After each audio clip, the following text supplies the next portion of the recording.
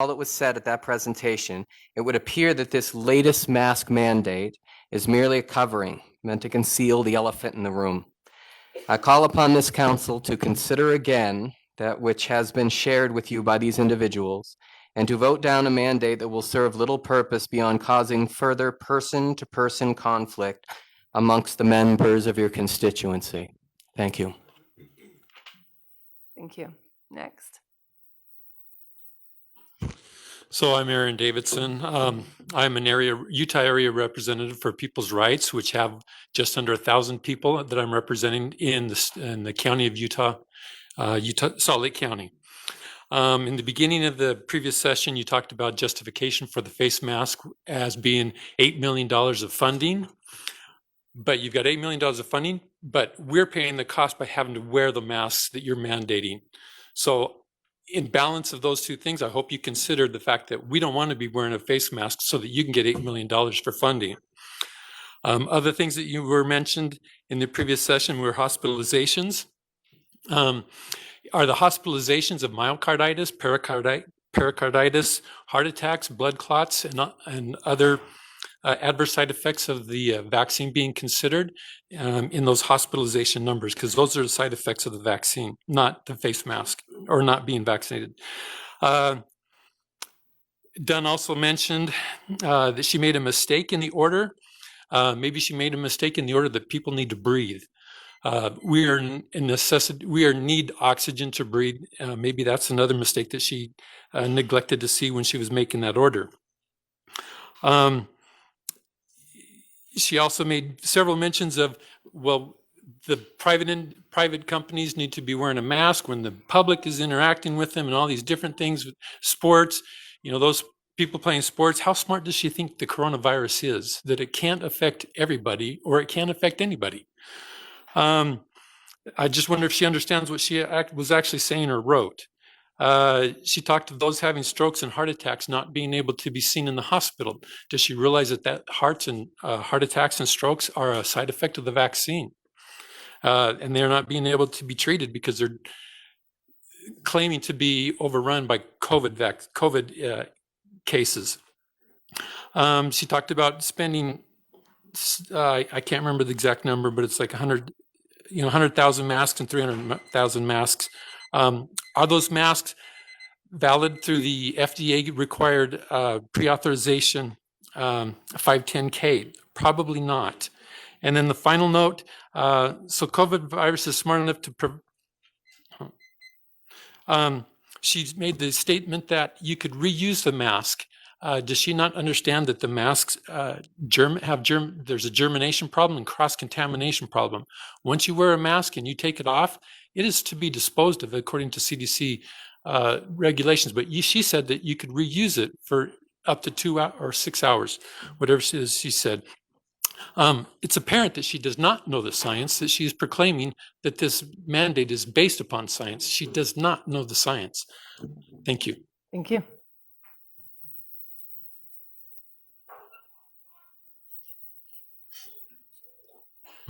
My name is Austin Abicht. I live in West Valley.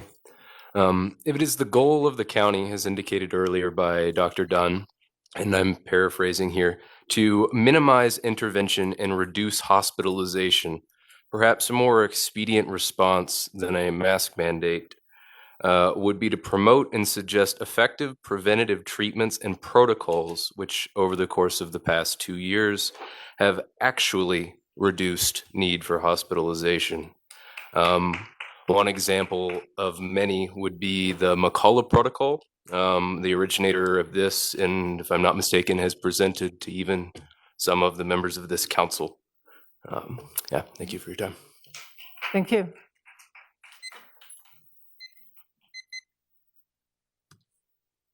My name is Heather Hartle. I'm here from the Riverton area.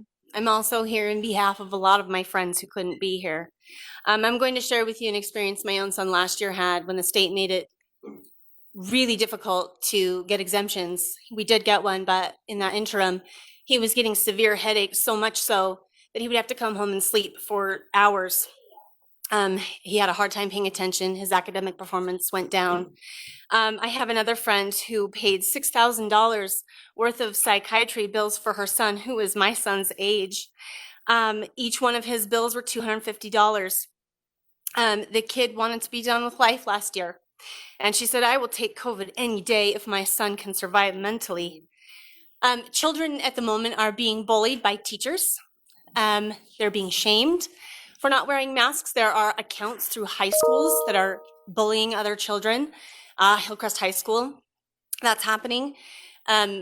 This is unacceptable. And to do this to children, again, is reprehensible. We also know that they had already planned to do this. Masks were dropped off at elementary schools the middle of last week. We know that. We also know things were going on behind closed doors. Cases is not a reason. It's cold and flu season. So how do we suddenly have enough tests for high schools when there's a shortage? The tests are also unreliable. You can test positive up to 12 weeks after an infection. So there are many, many false positives. This keeps us trapped in a vicious cycle. So positives go back after 5 days if you test, but if they don't test, you have to wait 10 days. How does that make any sense? None of it makes any sense. You playing political warring with us and our children should embarrass you. This is a gong show of epic proportions, and it needs to end. Angela Dunn is not accountable to the public, but every single one of you are, and you need to respect the people that you represent. This abuse of your citizens, this is abuse, and it needs to stop immediately. End it now. My name's Reagan Van Leeuwen, and I'm from Mill Creek, and I don't like wearing masks because they give me headaches. So if you want to show that you care for us, please don't make us wear masks.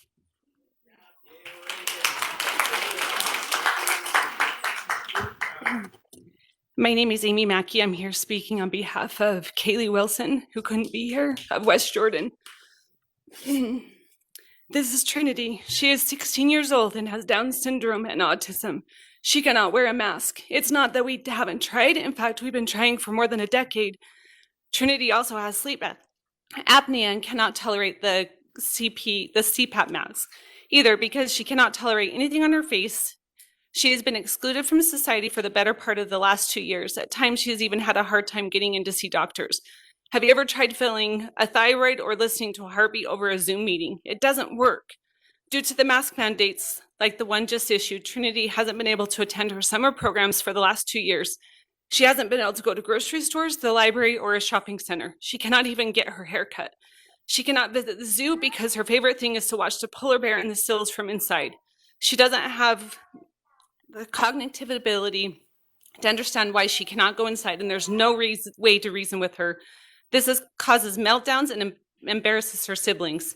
It has caused animosity towards her because we cannot do things other families can. She cannot ride on airplane, subway, ferry, or bus because she cannot wear a mask. We have thousands of dollars tied up in airline tickets that we're at risk of losing, all because of the mask mandate. We took a road trip back east this summer and couldn't visit any museums, very limited national monuments, because she wasn't allowed inside without a mask. These mandates hurt family like ours, not only locally, but nationally. Our family often feels isolated from the community, and mandate forces us into further isolation. Trinity has regressed so much since this pandemic started. It will take years to recover. She was taught at a very young age to watch people's mouths and facial expressions as they talk. She relies on this as much as she does hearing. She needs it to communicate. Mandates have not just affected Trinity, but they have affected my other kids as well. They get headaches, can't concentrate, and feel like they cannot breathe. These masks cause them anxiety. They would rather stay home than go anywhere where a mask is required. I see signs, mask required, and I see signs that say not welcome. They deserve more. We all do. Please don't do this again. Thank you. My name is Carola Mischel. I'm from Sandy City.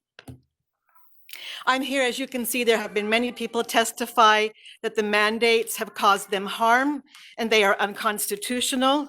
We all know that all codes, rules, and regulations are for government authorities only, not for human creators in accordance with God's laws.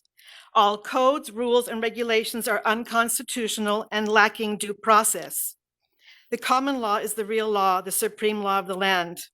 The codes, the rules, mandates, regulations, anything else they want to impose and statutes are not laws. And therefore, no one is bound to obey an unconstitutional law, and no courts are bound to enforce it.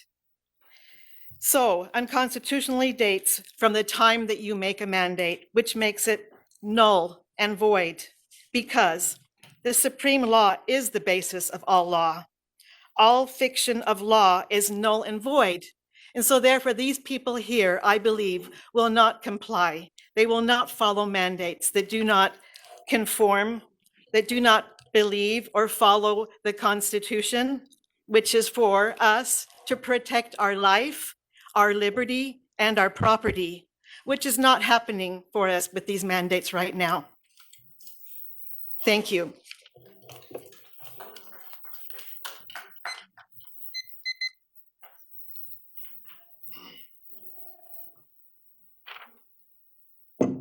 Hello, Council. Thank you for this time to speak. And I have no idea why that happened. That's embarrassing. That's what happens when you set your phone down. Anyway, my name is Scott Scherner. I live in West Valley City. I'm a functional medicine doctor, and I've been helping people get well for 25 years. In the past 2 years, I've been helping people get well from what they come to me and say they have COVID. I don't do any testing. I can vouch and verify that most of the testing comes out wrong. And first thing I do when someone comes to me is I greet them with a hug. None of myself or any of my staff have ever worn a mask, and yet we're as healthy as can be.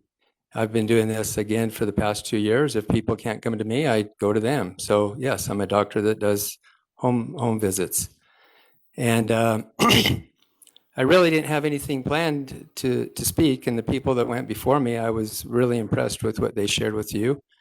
Again, I appreciate the time that you're giving us, and I know as a doctor that masks do nothing but harm.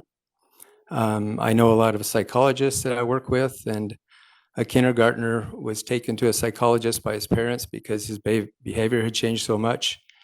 And when the little boy got into the psychologist's office, the psychologist said, "You can take your mask off in here."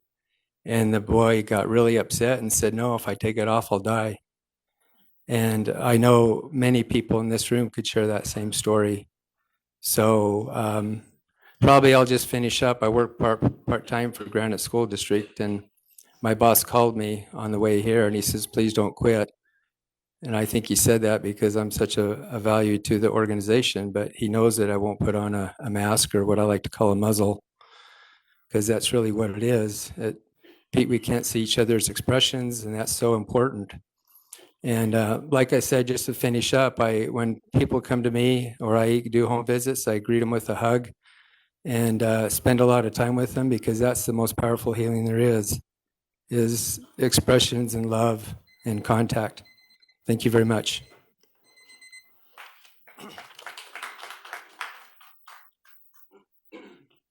Hi, my name is Brooke Constantine, and I'm from Draper, and this is my son. Hi, my name is Chase. I'm 6 years old. Please don't make me wear a mask at school this year. It makes it hard for me to learn. Thank you.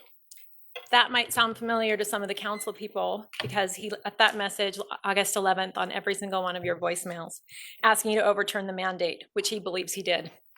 This is a little boy who didn't get a normal start when he entered kindergarten last year. His social and learning environment were completely hijacked because of masking at school. Chase complained of headaches and dizziness, likely from the CO2 load, breathing in a mask all day, and not being able to hear his mask classmates when they actually did talk to him in their shy voices. Near the end of kindergarten, Chase said, "I just wish I could do this year over, without masks, so it could be fun." I have another son who, because of masks in second grade, would consistently come home with homework and say, "I don't know what to do." No, she explained it, but I couldn't hear half of what she said. This is due to his masked teacher. This is a bright, above average kid who was missing half the instruction at the very place I was sending him to learn. I also have a middle schooler who is socially conflicted about the mask, despite her mother's conviction. These highly impressionable kids want to fit in. These kids are hiding behind their masks just like they hide behind their phones. Kids are missing important social cues, and the mask is disconnecting them even further from one another, the very last thing that they need. Teen mental health issues and suicide rates are up exponentially, and pandemic responses like these are in part to blame. The mask has become so politicized that it has prevented any rational consideration of actual evidence, which is why I'm not presenting any. But mask mandates like these have real consequences, even when the public health advisor forgets to mention that part when asking for your endorsement. There is literally less of every single indicator other than contagion with respect to this virus: less severe disease, less hospitalization, less death, less cause for hysteria or need for new mandates. Please vote to overturn. Let families decide. Thank you.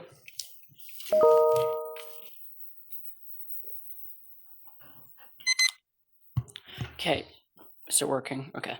So I'm Spencer Jorgensen, and I live in Taylorsville, and I'm here speaking for my sister Kaya, who has very extreme anxiety and select mutism. She has a 405 plan, or whatever it's called, I forgot.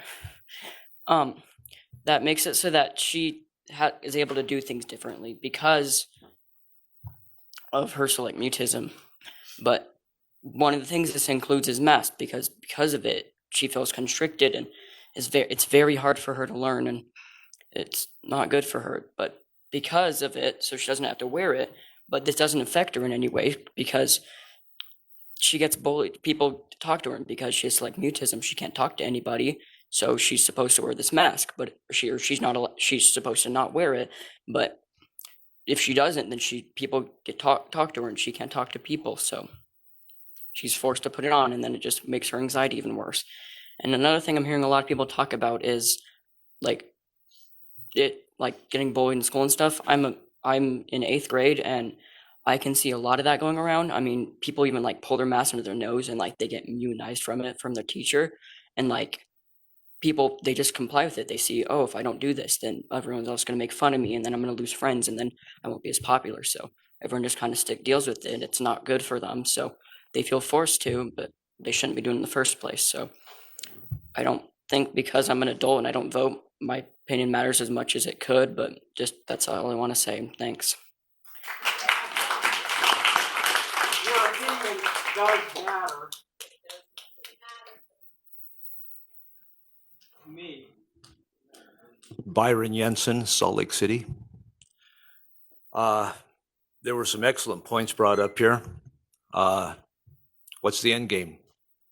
It's a virus. It's not going to stop. Next one's going to come around and come around and come around.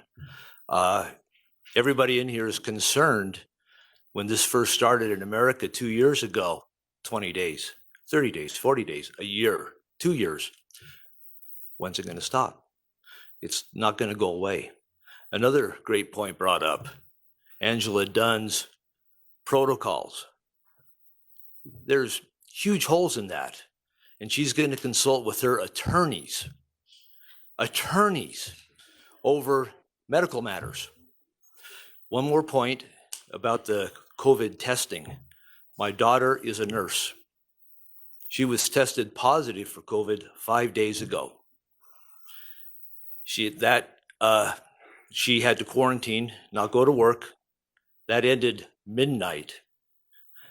She's skiing today. It was a false positive. She was not sick. Side note, she works in a hospital with 32 nurses. 8 of them will not take the vaccine. She's one of them. So that hospital will lose 25% of its medical personnel. And this is not about the mask mandate. This is about the vaccine mandate. But mandates, you don't have a mask, you have a mask, you don't, you have a mask. That's all we want. We want personal choice. Thank you for your time, and thanks for listening to us all.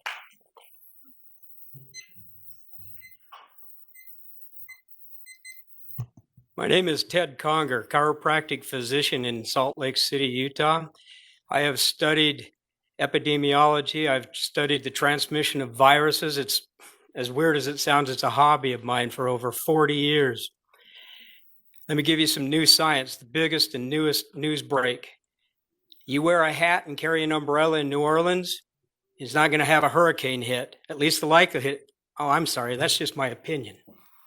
You know what? Let's stop calling science, our opinion, science. Let's start looking at the data. If you can get it. I've tried to find some data on, we have masked up children in schools in Salt Lake School District. Mayor Mendenhall and Alyssa Dunn, come on, let's take a look at what those transmission rates are. And so, what a great study. The rest of the school districts haven't masked up. Let's take a look. I haven't been able to compare the numbers, but I will bet you that it's worse in the mask community or about the same. Let's start looking at data and stop looking at these opinions. My 6-year-old grandson went to school yesterday. Hopefully you all know that you can sign a waiver. They don't have to wear that. He was so proud, wore his little bow tie and his red, white, and blue shirt. Only one without a mask. Today, I'll get killed if he hears this, but the little gal that considers herself his girlfriend, no mask. Let's get a clue. Let's look at the data. Thank you so much for the opportunity to speak, but let's open our eyes.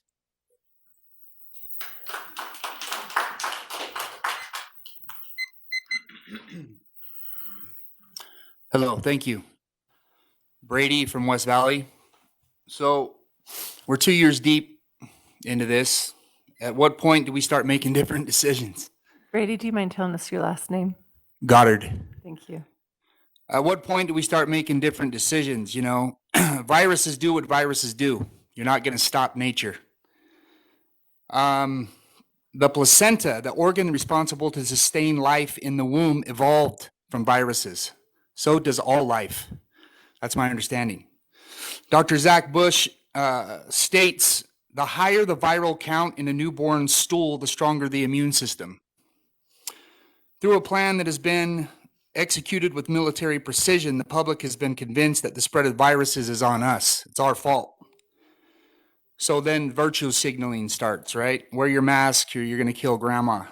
To me, if I can blow vape smoke through a mask, it's not going to protect me from a virus. They are not the cause of illness. They are the result of toxicity in the body. That's how it works. God gifted us a body and an immune system that knows what to do. As far as I know, babies have been crawling around on the floor in the dirt and licking doorknobs since the beginning of time, and they seem to be doing okay. At what point do we make different decisions when something is no longer working? There never has, and it never will work because they just don't work. And for those of you who don't know, there's AI systems out there right now. It's called OpenAI that will literally write within seconds a study that says masks work, and there's another one that'll write one in seconds that says they do. So these are really kind of mute. I haven't worn a mask in 2 years. I haven't been sick this whole time. My son is perfectly fine. Everybody I'm around, we're fine. I would never do anything to intentionally harm another human being. As a matter of fact, I take great pride in my own health.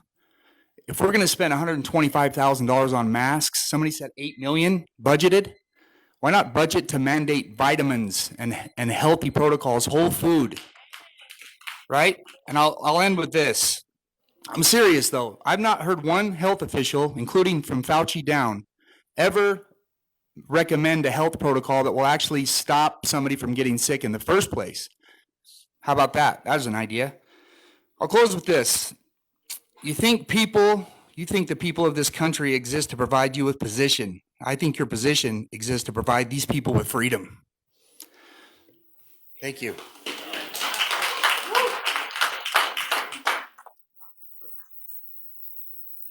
Hello, I am Serena Furman. I live in Murray. And I just want to first say that it takes a lot of courage to show up here and to speak. So everybody congratulate yourselves for showing up, for speaking out. I am a nurse and I work in the operating room. And Angela Dunn said that surgeons wear masks for 10 hours a day, and that is false. The people who are wearing masks for 10 hours a day are the nurses, the scrub techs, and the orderlies. Surgeons come in to perform a surgery, and there is a lot that takes place before and after that where they are not present. They are not in the operating room, and they are not wearing their mask. They are in a lounge waiting for their patient to be ready for surgery, and they are not wearing a mask. So that comment is just false, and I would like to just clarify that. And as an OR nurse, I have accepted the risks of the OR, which include wearing a mask. And another thing I'd like to say is there are lots of studies and studies that I have read prior to 2020, because I feel like anything now is very manipulated, that do show that there are negative health effects to wearing masks, especially long term. Masking in an OR is not primarily to stop the spread of microscopic infectious disease particles. They are worn to stop gross body splatter that does happen in procedures. You know, if a surgeon needs to sneeze, he cannot cover his mouth. And there are body splatter, blood, bodily fluids that do happen in the OR. And it is to protect the staff from getting splattered in their mouth and in their face. That's why we wear glasses as well. Mandates do not save lives. And those that have been in support of the mask mandates, have you guys studied the psychological effects of them, especially in children? You know, what does that do to a classroom of kids when we tell them that they must earn a chance to breathe freely? It's manipulative, abusive, and it tells children that they don't have bodily autonomy. You know, how do you tell a 6-year-old kid to go to school and wear a mask when their natural response is to not cover their face? There is a biological reason for those responses, and they should not be ignored. These mandates are hostile. People have been hostile towards me when they think they have the power to tell me what to wear. And in no time have these mandates created a safer community. I urge you all to end this mandate immediately. And I urge all citizens to not comply with these unconstitutional mandates. We are paying attention to where your vote goes. Thank you. Okay, so listen up. We're going to go with one more right now. We're going to take a small break and allow several online who want to speak, and then we'll come back. We're going to kind of start switching back and forth to those online and those who are not in room. Go ahead. Hi, Matt McPherson, West Valley City, father of 3 beautiful kids. My oldest, at the tail end of 2020, had a psychotic break and is suffering now from severe mental illness. She cannot mask. She has an exemption. She has a 504 with her school that's been in place since the beginning of the school year. She's made a lot of great progress during this time period of school where there haven't been mask mandates in effect. And we've been tracking that week by week. And as of Friday, when we heard about the mandate and we contacted her teachers, as we do every Friday, to let them know about her progress and how that she was on the absolute pinnacle. She had 1 week of school left, that we are concerned that this mask mandate may reverse all of her progress. And we were concerned about the harassment that we've received previously when the mask mandate was in effect as well. And our fears came true when yesterday morning she was removed from her school bus by the bus driver, who was informed that she had an exemption, who contacted her supervisor, who was informed 3 times she had an exemption, and they did not abide by the rules of the exemption order in the county mandate, and they had her removed. Bus driver got in her face and started yelling at her, waving her arms around her, and at one point tried to reach out and grab one of my daughter's arms to pull her off the bus. At that point, I, being there, knowing that this might be a problem, asked them to just remove themselves from the bus, and I would take them to school. Since that time, we've had a lot of other problems, and I've been told by a lot of school officials, by county council members, and by most everyone I've talked to, that this should have not happened. And that belies the truth of this situation, is that it happens all the time. That whatever the intentions of this mandate, the unintended side effect is that families like mine pay the larger share of the price. We take the larger burden because the health order seems to deputize every single individual that agrees with this mandate in order to force compliance on those of us that either have an exemption or that they just don't agree with our position.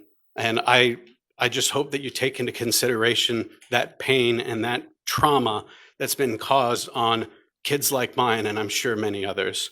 Thank you. Okay, Shaquille, let's go ahead and take 4 from online, and then we'll come back into the room.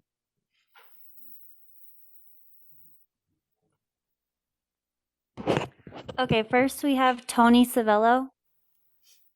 Tony Savello, if you'll state your name and where you're from, and then go ahead and you have your 2 minutes. Okay, thank you. Yep, Tony Savello, Salt Lake City. Thanks for your time. Vaccines and boosters are widely available to all who want them. The risk from a post-vaccination Omicron case seems to be about on par with a cold, thankfully. Omicron is contagious and spreading so quickly that everyone is either going to get it or has already had it. Utah is a freedom-loving state. We don't want the government to save us from ourselves or to be a nanny state playing parent. Simply look at New York City, which has had strict vaccine and mask requirements throughout the entire Omicron surge, and their case numbers exploded nonetheless. You all need to leave us alone and let people live their lives as they see fit. Wear a mask if you want, or don't if you don't want to. Let individuals do their own risk assessment and chart their own course. These mandates make people on both sides mad, bitter, resentful, and miserable. The damage to children, as we've heard some stories tonight, unfortunately, is particularly unconscionable.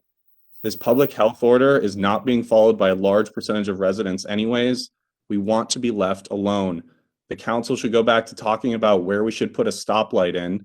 Salt Lake County Health Director, Dr. Angela Dunn, should go back to encouraging healthy eating and exercise.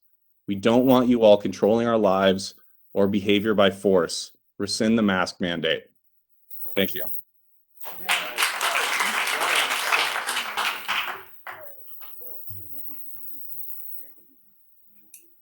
Okay, next we have Eric Biggert.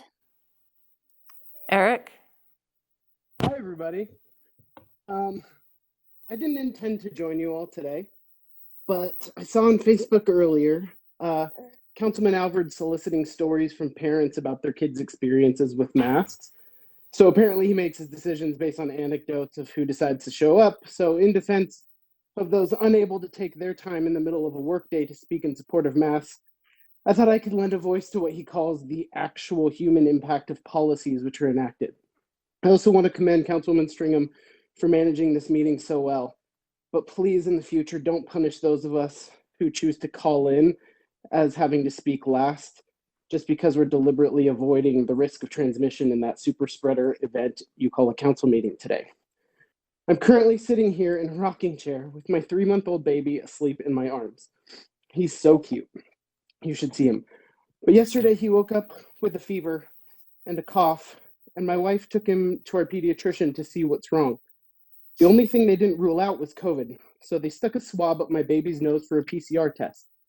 I hope none of you ever have to hear or see a 3-month-old baby with a swab up his nose. But you know what? I see these videos of babies his same age on ventilators with tubes down their throat and needles in their arms, babies in hospitals, and I ask, how did we get here? Well, it's in part because this virus has been allowed to mutate because of low vaccination rates and fast spread, and as a parent, it's scary.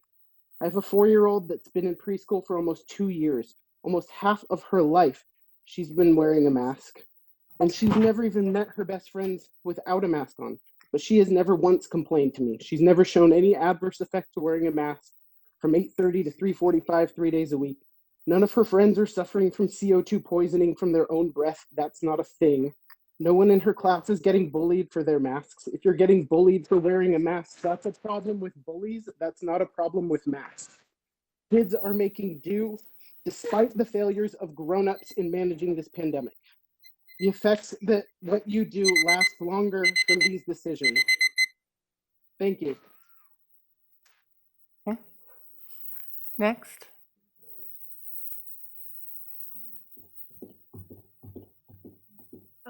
Next we have Whitney Norton.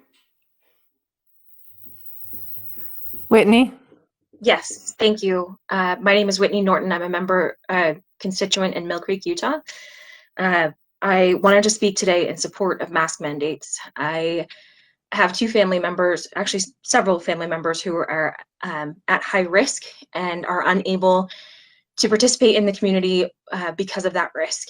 My brother is in end-stage renal failure and has to receive dialysis on a regular basis, and my father-in-law recently had a major surgery and is at risk of blood clots.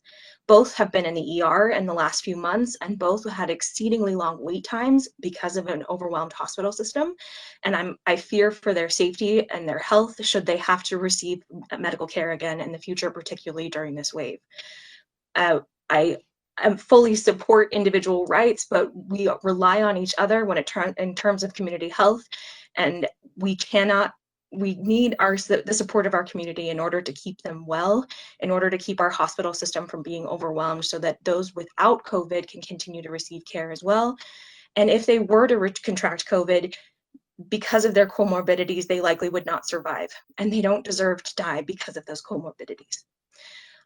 Thank you for your support of the mask mandates, and thank you, community members who will continue to do the right thing to support community health.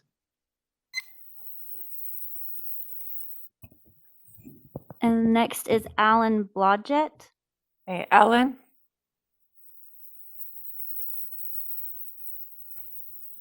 Alan Blodgett.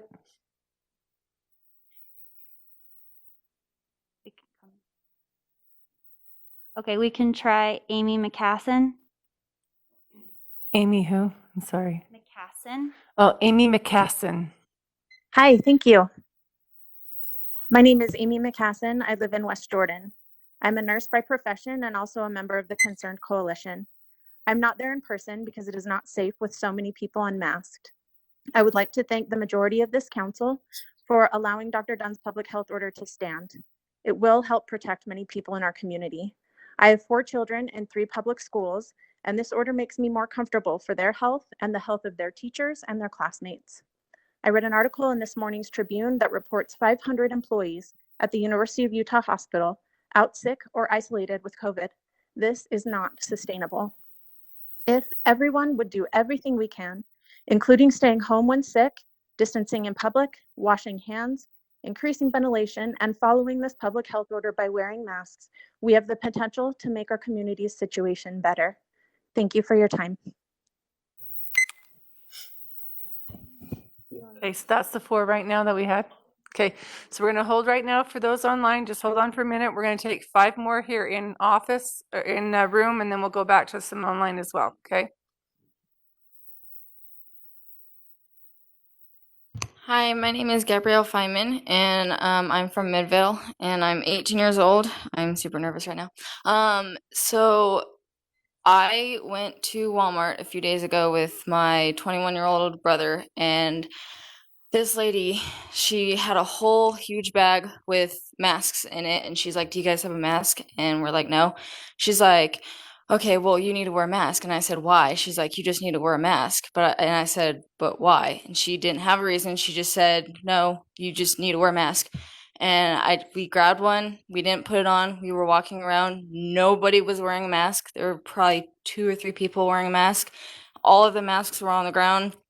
We threw the mask on the ground. We didn't care. And then I have a best friend. Her name is Caitlin Hope, and she's 14 years old, and she goes to the Granite District School. And her substitute teacher got very mad at her because she wasn't wearing a mask. And she said, "I don't need to wear a mask." And he said, "Why?" She said, "Because I have an exemption form, and so I don't need to wear a mask." And he said, "Show me the exemption form." She showed him the form. He said, "Where's the date?" She said, "It doesn't need to have a date if it's an exemption form." And he was talking to her and he was only talking to her. He got pissed off at her, and he's like, "You need to stop talking to your friend and do your schoolwork." And she's like, "I am doing my schoolwork." And he's like, "You can't multitask while you're talking to people." And she said, "Why are you only talking to me when there's multiple people talking to their friends and not doing their schoolwork?" And he was just talking to her because she wasn't wearing a mask. And I am completely against the mask. It's very dumb. It's literally like telling people if you're not going to put a mask on, if you're going to leave, it's literally just saying, "Are you hungry?" And you're not hungry, and they're just saying, okay, well, you're still gonna eat because just because. So yeah, I'm just completely against the mask thing, so you should stop telling us to wear a mask. Thank you.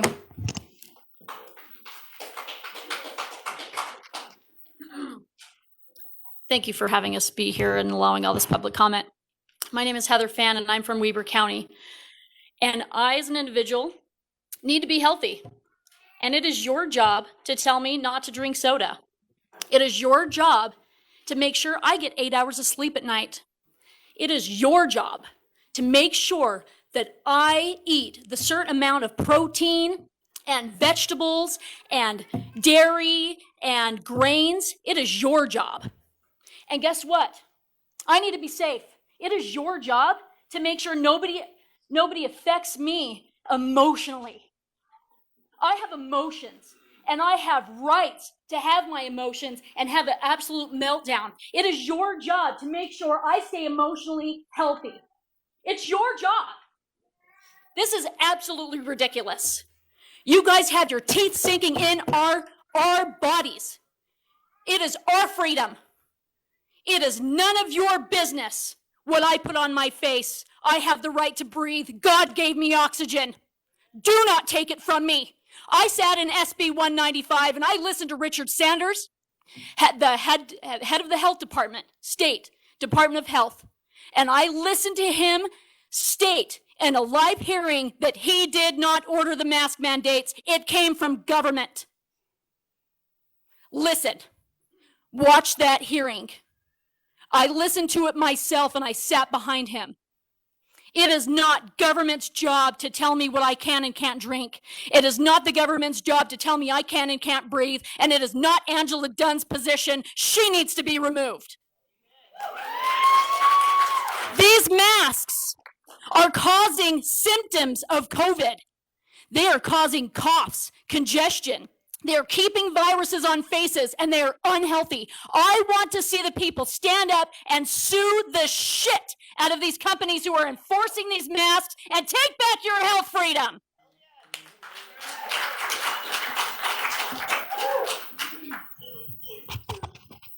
Hello, my name is Kathy Moleni, West Valley City. I am a nurse of 10 years, and I've worked for many vulnerable populations, including mental health, drug and alcohol addiction, child abuse, sexual abuse, and a sexual abuse nurse examiner. I've spent my career working with victims. I'm not used to being a victim. I and my family have spent the weekend worrying, stressing, and feeling much anxiety about how we would respond to this mask mandate. And let it be clear, I am not against masks, but I am against mandates. The principal of my children's elementary school yelled at me over the phone because I posted on the Facebook page, the school Facebook page, that I would not be masking and complying. We are not sick and we are not contagious.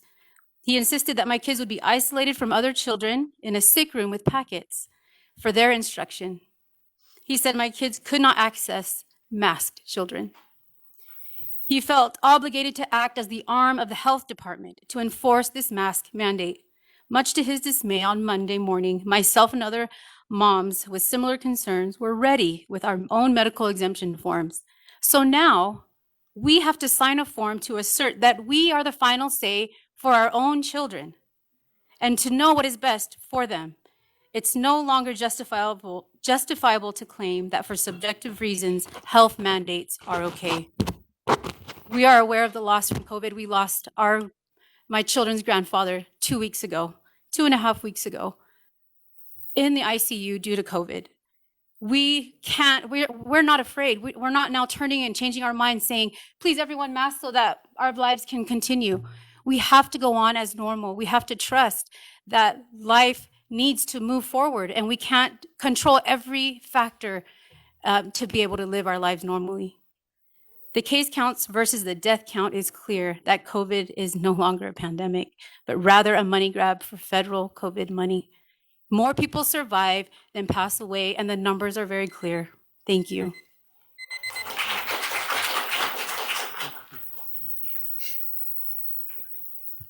Spencer Twitchell, Salt Lake County, Magna.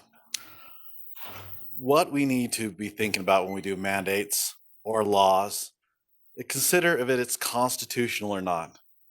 And a good litmus test to know whether this is a good law or a bad law is it needs to be able to satisfy both persons' rights at the same time. So a person who is masked, if it's his choice, it's okay. If you force a person to wear a mask, it is not. It is violating his rights. Both sides need to be satisfied. And I'm sorry, but I am not responsible for my neighbor and their health. I will do, because I'm a Christian, I'll do what I can. But at the same time, we are all responsible for our own health. My grandmother, she had a disease called Wagner's disease, autoimmune disease. And she took responsibility for her own health. And she actually surpassed the lifetime of the doctor who actually found out that he had it. And that's why it's called Wagner's disease. So we need to take our own responsibility. Let's not throw it on to somebody else. This is teaching our children bad lessons in life. If you have a problem, it's not your fault, it's your neighbor's fault. It's not your neighbor's fault. You got to take responsibility. Please do not force my children to wear a mask. With this pandemic and the fear mongering, I have daughters that they had problems with anxiety and depression. And while masks were definitely a part of it, we need to stop fear mongering, because her depression and anxiety went through the roof. And amongst other things that could have been done, but she was not able to graduate because of her anxiety and other things. Thank you for your time.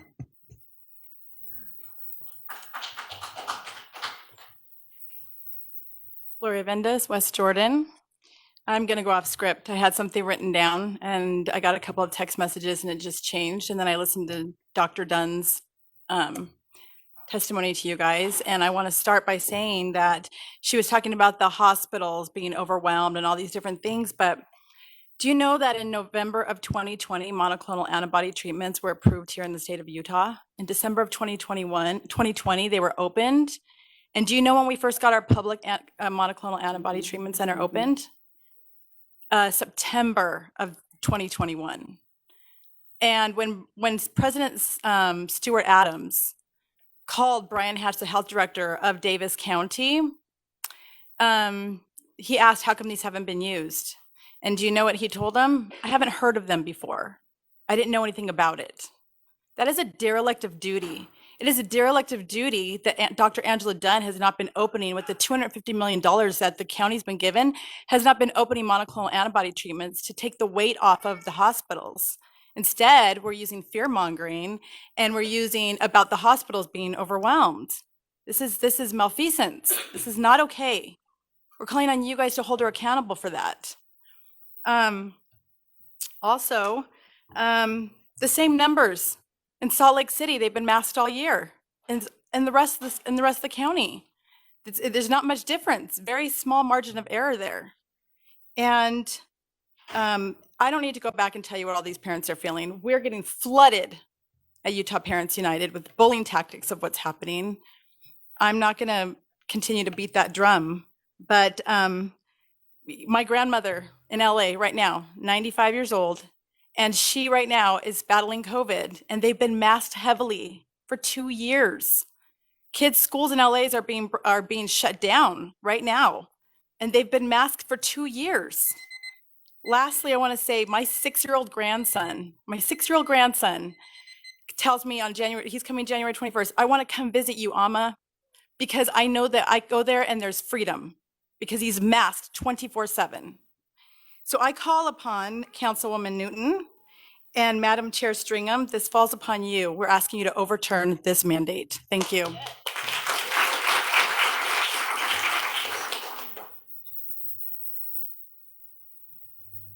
Hi, my name's Kim Steenblick and I live in Cottonwood Heights. I'm a mother of 9 children and have heavily dealt with this masking in schools for my kids.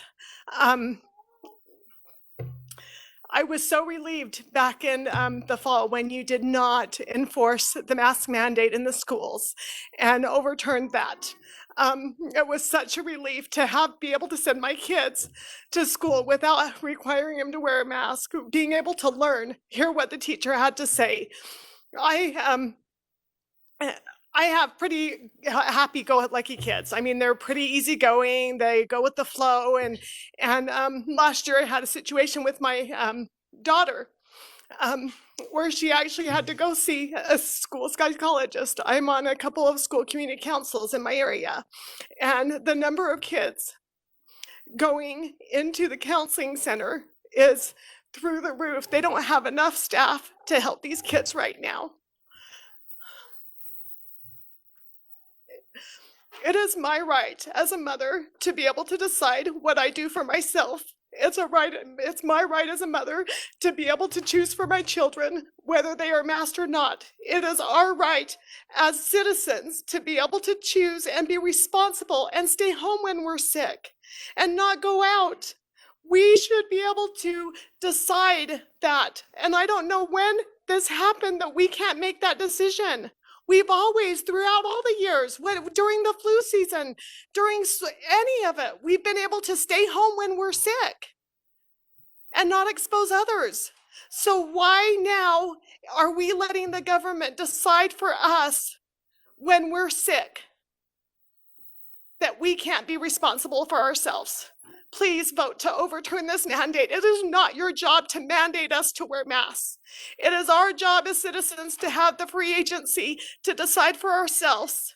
And if we feel so inclined to wear a mask, that's our privilege to do that too. But it's not your job to decide for us. Thank you. Shaquille, is that 5? Okay, let's go ahead and take, how many more do we have online right now? 17. All right, let's do another 4 online, and then we'll go back in here and do another 5. Okay, next up is Ben Dyer. Ben Dyer? Yes, thank you. First, I just want to express my concern with the Weber County resident who was allowed to speak. My understanding was that it would be Salt Lake County residents. I'm a little disappointed that that was the case, that we've been waiting online to speak and that you've allowed other people from outside of the county to speak before us. I just want to express my appreciation for the council members who, in fact, have supported the mask mandate. Here to contradict or counteract perhaps some of these individuals who are here in person, and just say that I do support the mask mandate, and I appreciate the council members who have voted in favor of it, who are declining to reject it. And that's all I have to say. I hope you all are well. I hope everyone there does not get sick, and be well. Okay, next is Charlotte Maloney. Did you say Charlotte? Okay, Charlotte Maloney. Hello, can you hear me? Yes, go ahead. My name is Charlotte Moloni, and I live in Mill Creek. And I have a family member. I'm sorry, I should start out by saying I appreciate the mask mandate. I hope it stays in place. I have a family member who, in a prior surge, had to postpone some important healthcare needs due to the overwhelming hospitals and medical providers.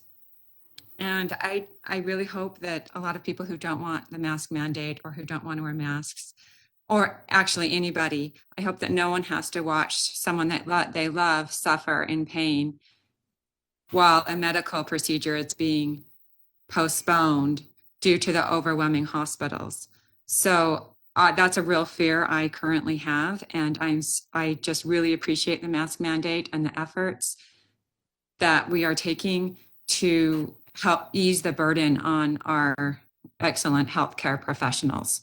And I hope that if it does come to a vote today, that members vote to keep that mask mandate in place.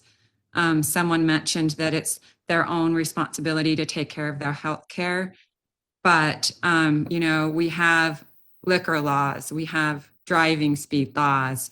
We have a lot of laws out there to protect other people in addition to ourselves. And this mask mandate is one of them. You can protect yourself while not making me sick. That's what I'm hoping for. So thank you very much. Okay, next is Chris Phillips. Chris Phillips. Hi, my name is Chris Phillips. I'm a Cottonwood Heights father. I'm also a lifelong Utahn and I love my community. Omicron's putting us all to the test. I have a child currently at home recovering from COVID that they caught largely because spread is so high in our community. Let me just say, it's been a significant challenge for us to care for each of our children while simultaneously limiting further spread in our household. But we're doing everything in our power to do exactly that. My wife is also a teacher. This diagnosis has required her to stay home and call upon substitutes to fill the days until our son's recovered, until we can no longer catch COVID at home, and until she can no longer spread it to our community. I promise you that she would like to be with her students and fellow teachers. Without this order, not enough people will mask on their own to help us blunt the spread of Omicron. Our schools will continue to face real challenges as students and staff continue to become ill and face exposures at higher rates than we would face with effective community masking. The use of high-quality respirators in our indoor public spaces and outdoor queues will help us protect these schools so that they can hopefully remain open. And they will also help us keep our hospitals staffed and functioning so we can all receive the urgent care and critical care that we may require. Thank you for supporting our county, our schools, our vulnerable populations, and our healthcare workers by supporting this mandate. Thank you. Okay, next is Eleanor Sundwall. Hi, thank you. My name is Eleanor Sundwall. I live in Salt Lake City, and I actually have my daughter Matilda here who would like to say a couple of things. She's 11 years old and attends Bonneville Junior High School. Hi. I would like to say that I'm in favor of the mask mandate because on the first couple days of school, my gym teacher, Mr. Sauer, he wasn't wearing a mask, but he was coughing. He told us that he was sick, but that it was probably just a cold.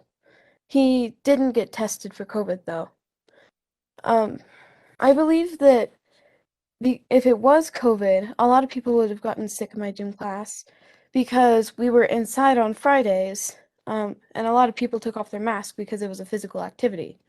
If he was coughing during that and he did have COVID, then that would have spread COVID to all of the kids in gym class, and Well, they might have spread it to like and the other kids in the school. we got a COVID notification a few days later saying that my daughter had been exposed to COVID. So who knows? But And we actually have a family friend, Eric. He had a throat problem, but he couldn't get in to see a doctor just to check it out, like, and see if he needed to go in for a checkup or surgery for like 5 months or 4. Yeah, 4 months. 4 months. Yeah, so we've just seen real world, and my father had a stroke. Unfortunately, he was not denied the timely care, but we have seen firsthand the effects of hospital overwhelm. And it was concerning as a mother to have a daughter attend school on the first day and come back saying that her gym teacher was coughing in front of the entire class, and they were my daughter was sitting within 6 feet of him. Unfortunately, she wears masks, but we did get the notification saying that she'd been exposed to COVID shortly after that. And I talked to the teacher or the principal, and the principal said that there is no way to keep symptomatic teachers from attending school. And because there's no mask mandate, there is no way for her to enforce mask wearing for teachers who do come to school sick. And following up on the 10-day masked quarantine protocol, I asked her if there was a way to enforce a masked quarantine in the school if my daughter had been exposed to COVID, and she said no, there is not. So we just kept my daughter home, knowing that there would likely be kids in her class that were also not that were at school but not wearing masks because there's no way to keep people safe. Thanks. Thank you. Sorry, was that 4? That was 4. Okay, let's go ahead and do we have anybody in here that is still from Salt Lake County who has not had a chance to speak first? Okay, let's get those first, and then everybody else, we'll do 1, 2. Raise your hand again if you're from Salt Lake County. 1, 2, 3, 4, 5.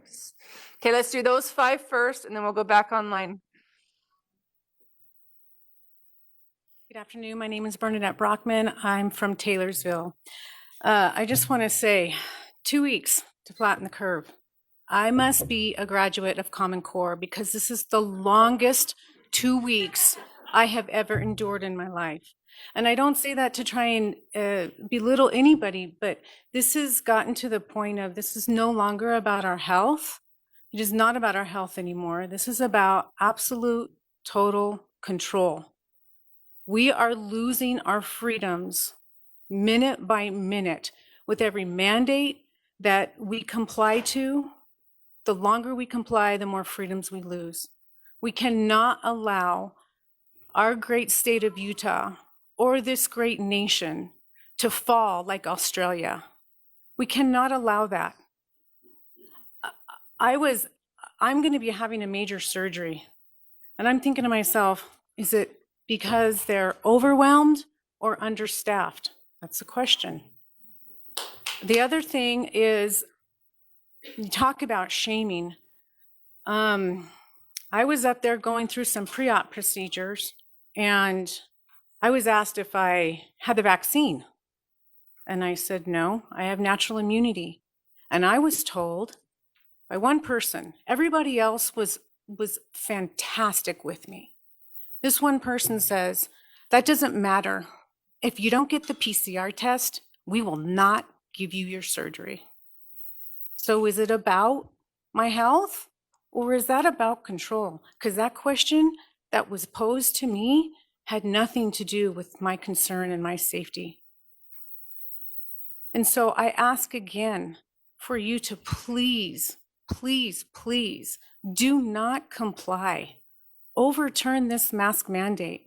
I could go on and on about all the psychological effects and the bacterial and the emotional, but everybody in here has already done that. They have already done that. We are fighting for our freedoms, and that's what we need to really think about here. And so I ask you again to please overturn this mask mandate and do not comply. Thank you.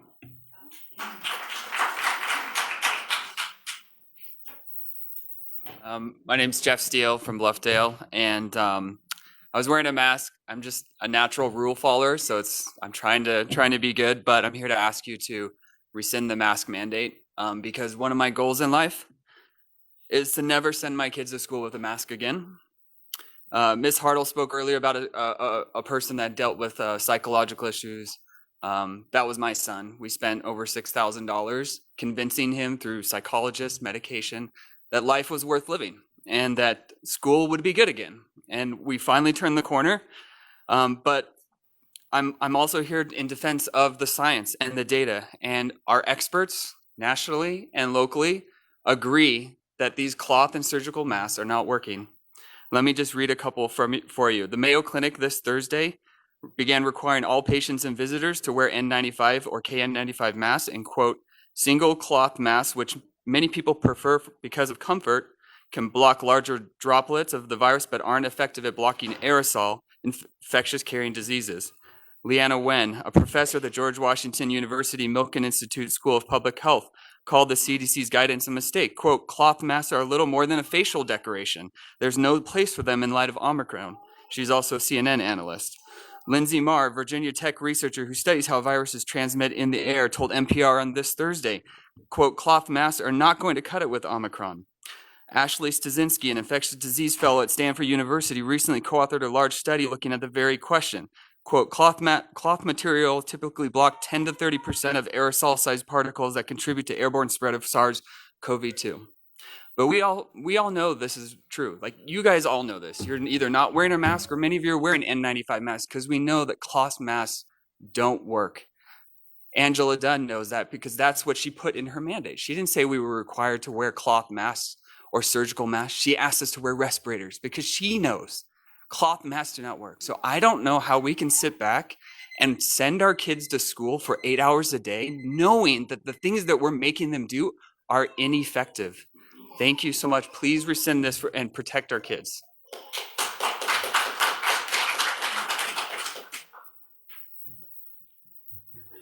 Hi, my name is Krista Casey. I'm a small business owner in Salt Lake City. And I want to first speak for the business aspect, which is that when I am mandated to do things in my business and the more restricted I am, the more it hurts me as an employee of myself and of those who work with me, who I provide for. As a single mom, I also provide for 4 kids who rely on me to work. And I am not going to be forced into government dependency by being told what I can and can't do, especially when it harms those who come into my business or restricts us to the point that, especially where I have a studio, we need faces, we need expression, we have to speak. And that has been limited to the point that it was shut down without any pay last year. I didn't take supplemental income or anything else because I believe in working for myself and making my labor count for me.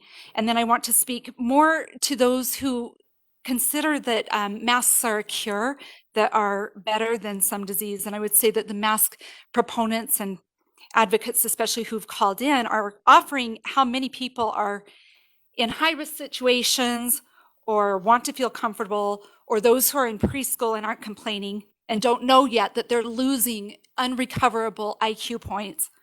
I want to say that if we could prove with certainty that masks prevent the spread or prevent hospital overcrowding, we would all be on the same page choosing to wear them.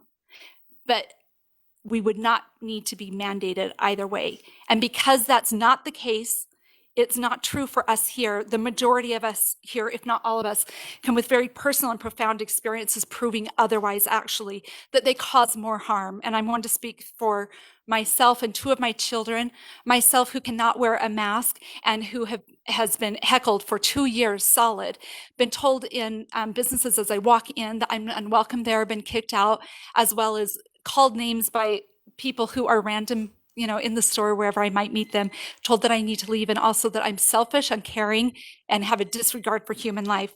And I want to say that if we really are going to care for others, we care about the division that's being caused here between the masked and the unmasked, the vaccinated, the unvaccinated. We don't need to separate ourselves in that manner. And I think it's irresponsible to do so. If you are responsible for our health, you're also responsible for caring on the other end of masks and the detriments that are there.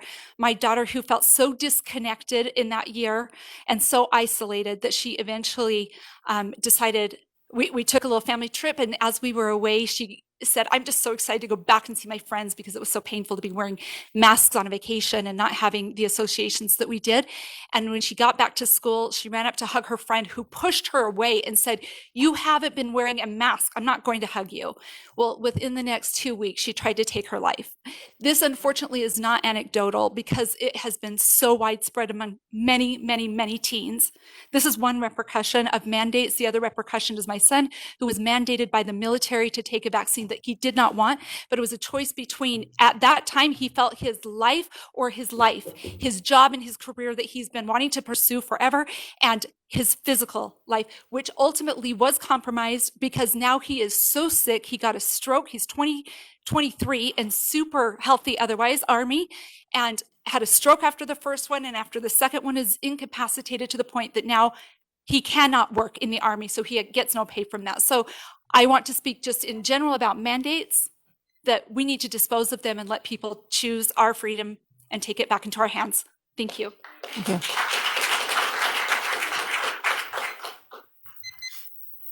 Hey, my name's Derek Bennett out of Sandy. I'm not going to yell at you guys or be mean, I promise. Government is best that governs least. That's Henry David Thoreau, right? Too often, I think we're losing our humanity at the cost of covering our face because some people are scared. And I get why they might be scared, but it does not translate to what happened today. My son over there, Roman, 4 years old, was kicked out of school permanently. Can't go back. Okay, he was born at 27 weeks. I watched him die multiple times and be resuscitated. I hear everybody online talking about all the people around him dying. Until you watch your kid stop breathing, I don't know, man. I don't think you get it. So he doesn't need a mask. He can't maintain a mask. He can't tolerate it. And your exemptions, they don't work. They're legal loopholes. That's why they're written.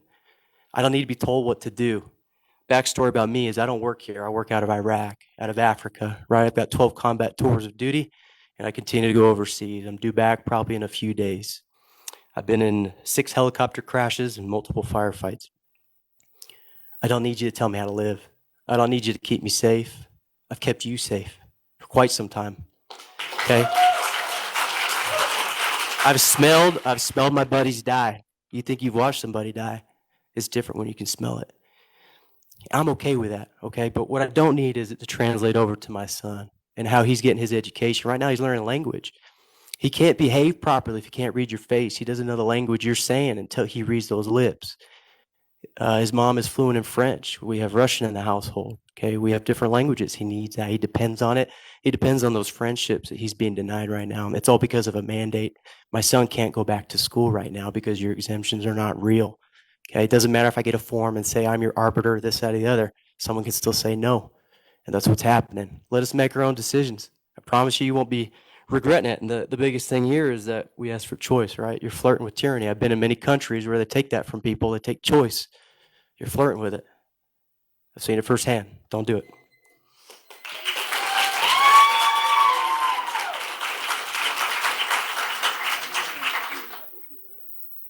My name is Michael Sanchez, Taylorsville. In response to your mandates, nuts. I will not comply.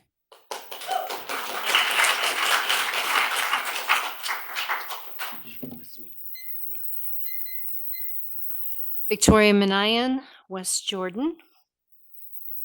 And I'm going to read you the same thing I sent to our state legislators. In regards to this mask mandate, it baffles me that every time we have a new variant, we run back to the knee-jerk mask mandate to slow the spread. Clearly, masks do not protect from the airborne aerosolized virus. There are multiple studies from all over the world that attest to this. All it takes is some searches online.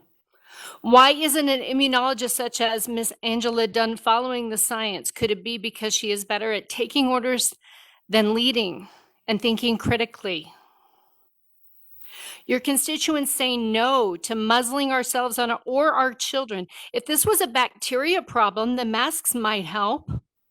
But this is virus. It is too small to be stopped by ineffective masking.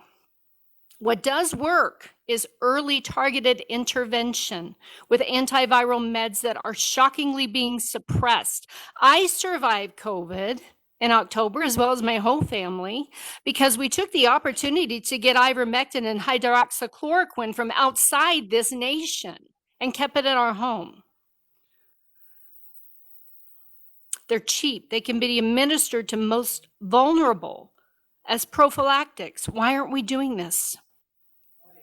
If made available to our citizens for free, they would be much more effective than flimsy cloth or experimental mRNA shots that could have catastrophic long-term effects. Can we please stop the crazy? Can we stand up with real courage for the health of our citizens? Stop ineffective and harmful oppressive actions. Ask yourself these questions. And I do appreciate that you're here listening. I want to say that. I'm a civil servant, retired as well. I understand what you're going through. But when does it stop? 99.6% more. We're going to survive this as the human race and as a nation. But it doesn't give anyone the right to take away our constitutional rights because we are confronting a virus. Thank you very much for your time. Thank you. Okay, we're going to go online really quick for a minute. Esther Lasachewski. Can you state that name one more time?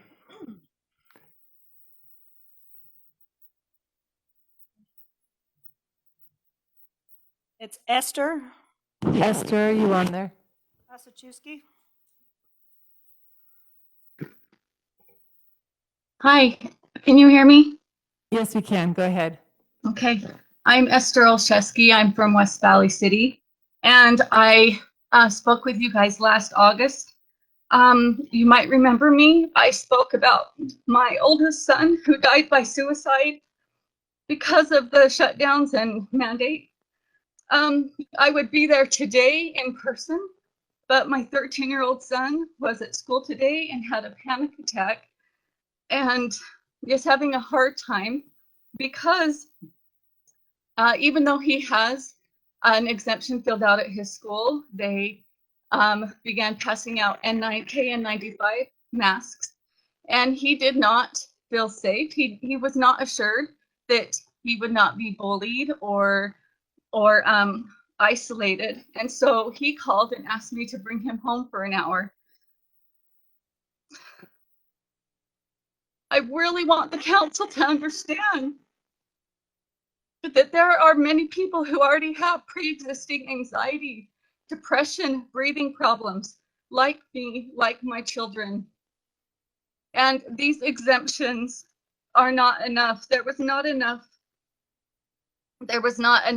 education. There was not enough communication. It has led to chaos in the schools, and the students are the victims of this chaos. My sons and I have had to stop going to our grief support group because they require masks as you sit around and speak about the death of your loved one. Please stop this. Please understand that there are people who are struggling and fighting. We do not want to take away the personal responsibility of others. And the story about the gym teacher who was coughing, this mask mandate would not have stopped that, because it allows for people to take off masks while they are in gym and exercising. What would stop that is personal responsibility, which each of us should and are taking. And we need to allow for these children to learn, and we need to leave it to the parents and stop forcing and pressuring these teachers to be deputized to be the ones enforcing it and creating this isolation between the teachers and students, or having these children have to come home because they're having panic attacks. Please understand that this is increasing children's suicidality, self-harm, and anxiety. Thank you.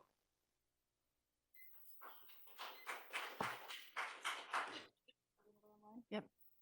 We'll do 4.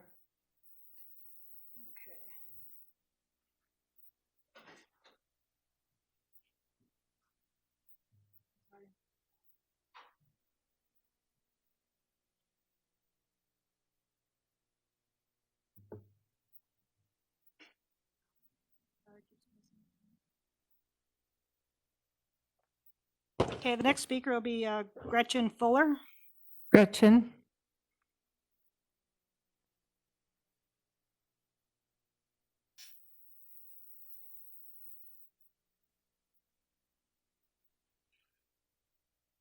Hello, can you hear me?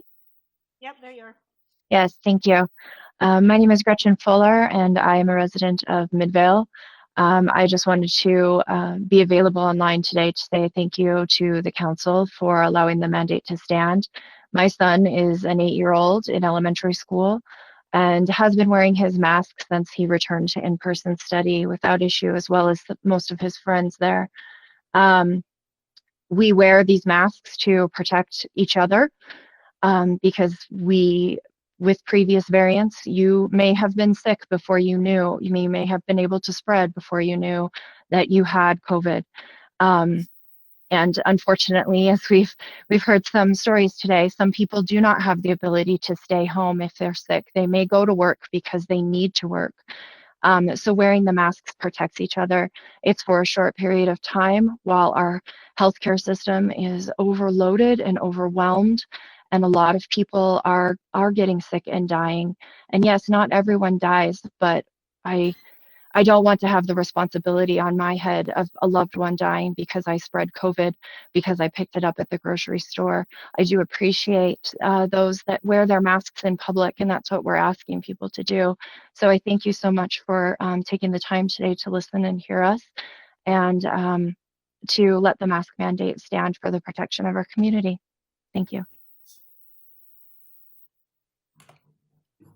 Who's next? Next speaker is Jason Miller. Jason Miller.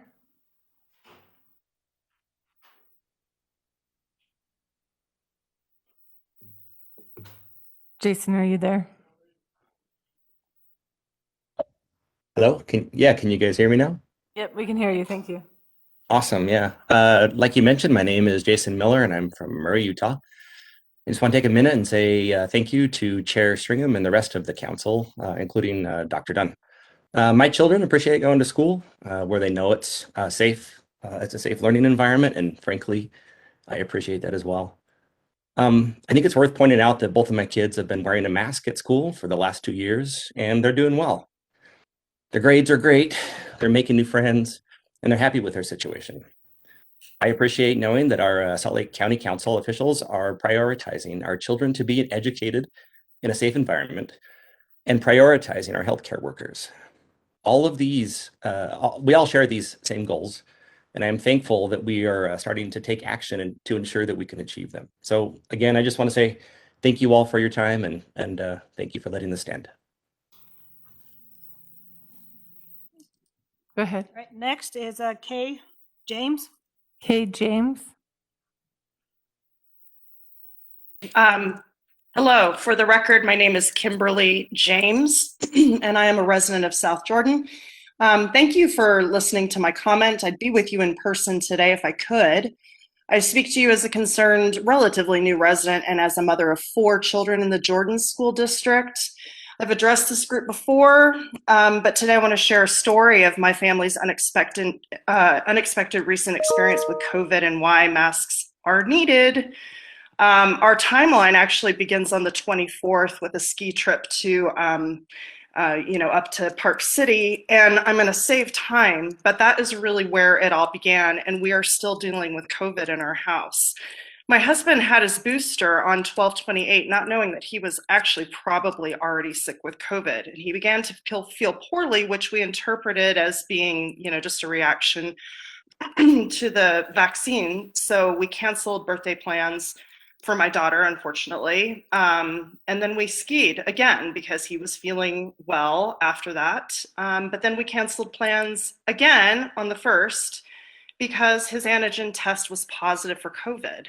The next day, the 2nd, my youngest child, who is most recently vaxxed, also tested positive. The rest of us were negative. And so we began masking and taking other mitigation precautions. My kids have been wearing masks all year with no problem. After testing negative on the 3rd, I skied alone. I also went to an eye doctor appointment on the 4th, and even though I had been exposed to COVID, I met the eye doc's requirements for service, which was vaccination plus booster. I wore a KF94 mask the entire time, which are actually more breathable, just so you know, than N95s and are just as effective if they're verified. But since I tested positive on the 5th, I was likely contagious on both the 3rd and the 4th. We all contracted it in my household. Only 1 of 6 cases was likely reported to the health department. Today marks the end of my and 3 of my children's quarantine. Today is our day 6. However, 2 of us are still testing positive on antigen tests, and that is the most reliable way to test at this point. We're still symptomatic, which means we're likely transmitting and are contagious. Yet, it would be reasonable for me to fill out a Google form and exempt my kids from wearing masks at school. And in fact, without solid mask requirement, how are educators expected to keep up with who is or isn't supposed to be at school? I certainly didn't need to disclose their positive test results, and who is or isn't supposed to be wearing a mask. Please uphold this mask mandate. I wish we could all be trusted to do the right thing, but clearly we can't. Please stand up to leaders at the local and statewide level who are putting lives at risk. I thank leaders, especially those on this council, who are stepping up and advocating for public health. I will end my comment here and send the rest of it forward to all of you shortly. Thank you so much for listening to my comment. Thank you. Who's next? Next, we have Logan Haverstein. Logan? Oh, can you hear me? Yep, go ahead. Okay, all right. Okay, my name is Logan Howenstein. I'm a resident of Mill Creek. And I just wanted to thank you all for supporting this temporary mask order. My 7-year-old daughter is immunocompromised, and so COVID poses a big threat to my family. You all may just get a mild cold, but my daughter may not be so lucky. You all know that masks aren't perfect, but they do help. And with the Omicron numbers, with 24,000 cases reported this weekend, our community needs help. My daughter is happy to wear a mask. It means she can play with her friends and her friends who are also happy to wear masks. She can go to the library, she can participate in life, and masks are the most effective when everyone else is wearing them too. So upholding the mask order means that my family can participate in life. I'd like to thank you all for showing leadership during this Omicron outbreak. You show that you care about the high-risk people in Salt Lake County. You care about our overburdened hospitals and healthcare workers, and you care about our hardworking teachers, and you care about my daughter. Thank you.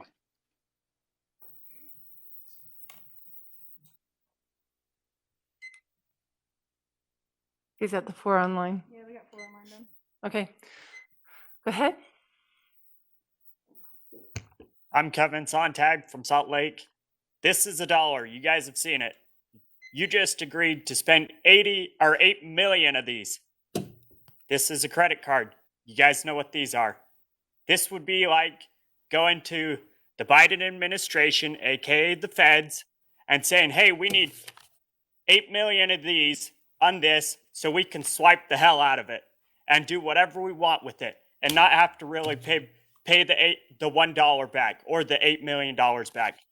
I work my butt off for this $1. With this credit card, I'd go to the bank and say, hey, I need a credit card for $1,000 or whatever it might be, $8 million for you guys. You go to the feds and say, hey, I need $8 million. They say, okay. They write you out a thing agreeing. You pay they give you $8 million. You end up giving them probably $8.5 million at the end of it, and you end up agreeing to that.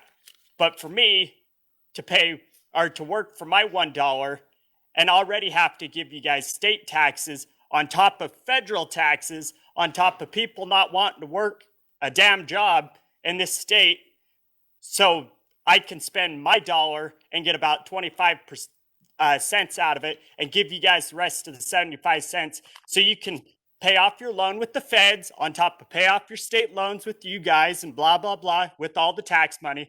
And at the end of the day, who pays your guys' bills? These people do. The people who work a job and the people that have the dollar pay for what you guys want.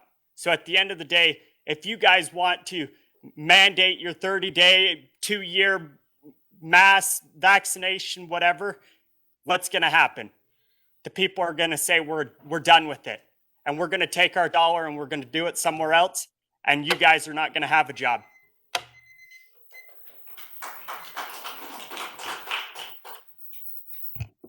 Not sure why I'm so nervous. Probably because this is important and I'm feeling some emotion. We've heard some really touching stories or emotional stories from those online mostly about sick family members and compromised family members. And my heart goes out to you. And I wonder if your heart goes out to the stories on the other side that you've also heard here. As you can see, there's 2 sides to this argument. But the basis of your argument is that we all need to do our part, right? Now, if you really took that seriously, then you would get to action and you would probably change just about every aspect of your life. Because everything you do and every dollar you spend is casting a vote, and it is keeping practices and businesses afloat that are seriously damaging our society mentally, physically, spiritually, and emotionally. I could sit here and list many and many and many of those things. So if you're serious about that argument, then change your life, change the world, because we are a very sick world in many ways. There are many, many things that we do that are hurting each other. But you know what? I believe in freedom, and I don't need people to tell me how to live my life, and I don't need people to protect me. I have a brain that I can use and I can think critically and I can make my choices against, and I can see these dangers in society for myself. And, I do believe in doing our part. I do. And that's why I live the way I do. And that's why I support the people that I do and don't support the people that I do. But I hope that you guys will stop virtue signaling and really take that argument to heart, because it doesn't apply here. Thank you. How many in line are from Salt Lake County right now? Okay, one, two, all right. So we're going to go to the gentleman with the cap on. You'll be, and then we're going to go back online for a minute, okay? It's Lori Whites from West Jordan again, and I felt that in light of the online calls and people, and we do hear you. We understand that people really are afraid, but Lori, have you had a chance to speak already? This is different. This is stats for everybody, I'm and going I'll to have just you stop. wait just a second. You have had a chance. Yes. If you'll let the others who haven't That's what I yet, thought you we'll were let you go again. Okay, thank you. Hi, my name is Steve Garrett. I'm from Harriman, Utah. First of all, I want to thank Councilman Alvord. You are a rock star. When Angela Dunn tried to gaslight us and tell us that primary children's was full, you called up there and you found out that part of the hospital was closed because it had some renovation that needed to be done. And you asked them how many kids are there for COVID, and they were like, 1. We're tired of being gaslighted. And by the way, how is it that one county employee gets to tell 1.2 million Salt Lake County residents what to do on a Friday afternoon without any notice and comment period, without any dissident opinions, and without any contrary information being able to be presented? How in the... I don't recognize my government. I elected you guys to represent me, and you guys failed.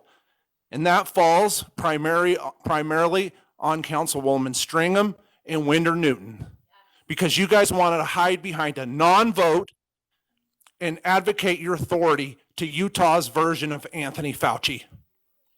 I cannot believe it. This is ridiculous. Do you know what problems you caused in our schools on Monday morning? Did you talk to any principals who had to wrestle with what to do, what to tell parents? We have the most magnificent government that can handle disputes between people, that allows us the right to vote, have people to represent us. The reason why there's discontent is because you guys threw it out the window and gave it to Utah's version of Fauci. It's called Angela Dunn. We live in the twilight zone. Thank you.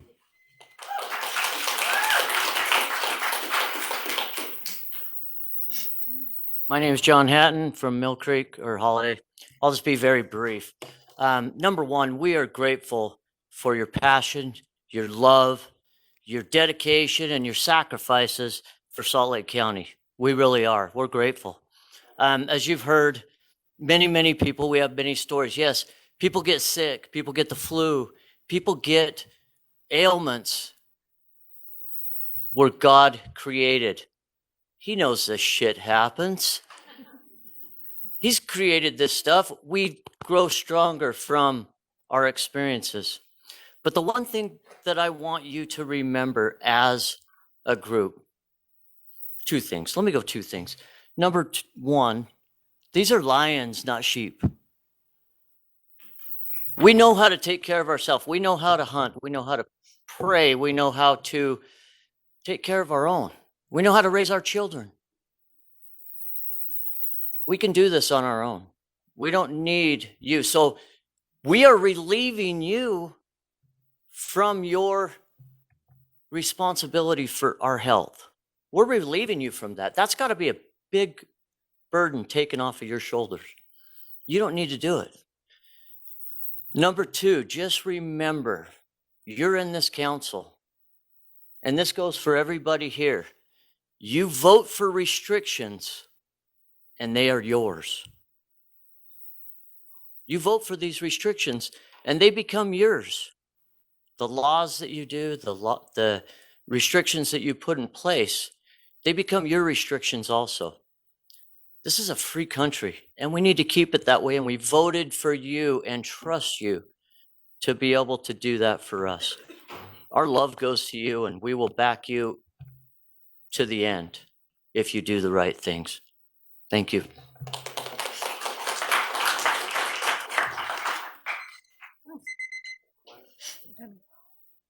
Okay, we're gonna hold, sorry, one more second. We're gonna go online and then we'll come right back to you, but you're welcome to stay right there.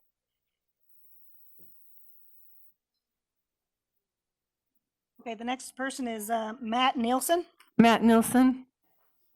Can you hear me? Yes, we can hear you. Great, thank you.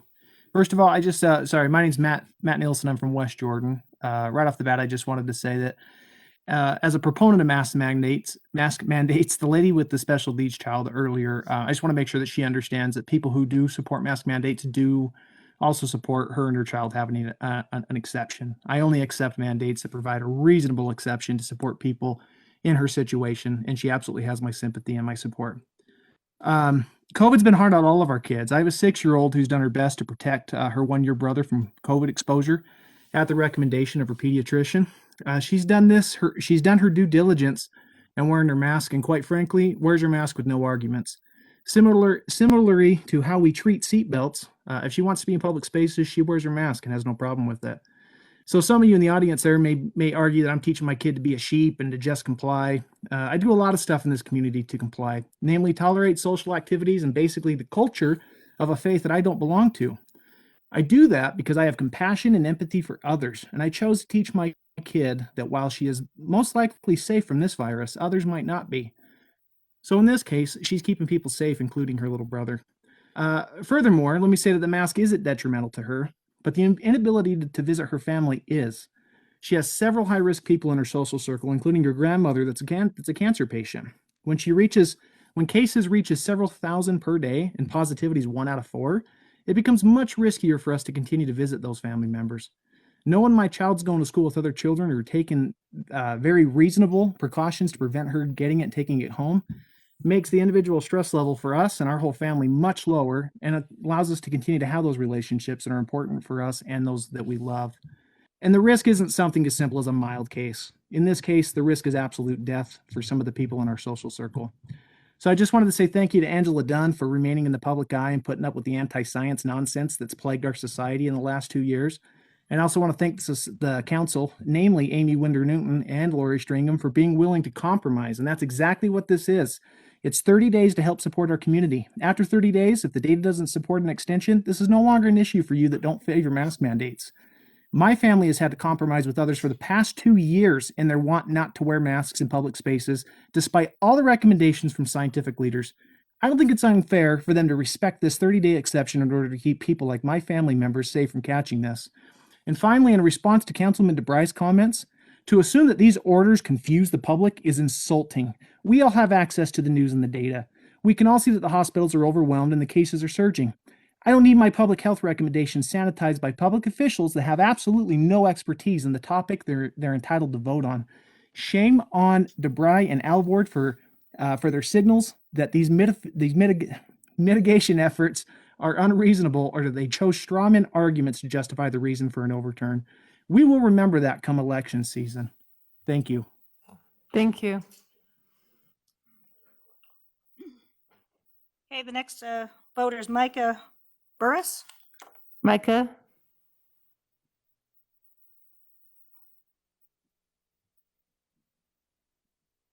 Yeah, I don't see him on here anymore. Let's see.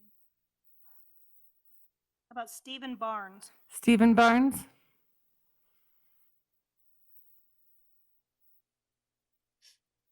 Are you on there still, Stephen? I'm sorry. This is Steve Okay, Van here you go. Maren. Steve Oh, Van Steve Maren. Van Maren? Yeah, resident of Sandy. Okay, go ahead. That's who you unmuted. Okay, so there's going to be a lot of people that are going to ignore your mask mandate. So let's have a free pass for the people that want to follow the mandate. Give them an excuse not to go to work. They have to face these people that aren't wearing mandates. lock the hospitals so the people that don't care if they get sick, because they're not going to get vaccinated, they're not going to wear a mask, keep them out of the hospital. I know that's extreme, but you just need to hear another side of this. Thank you for your time tonight.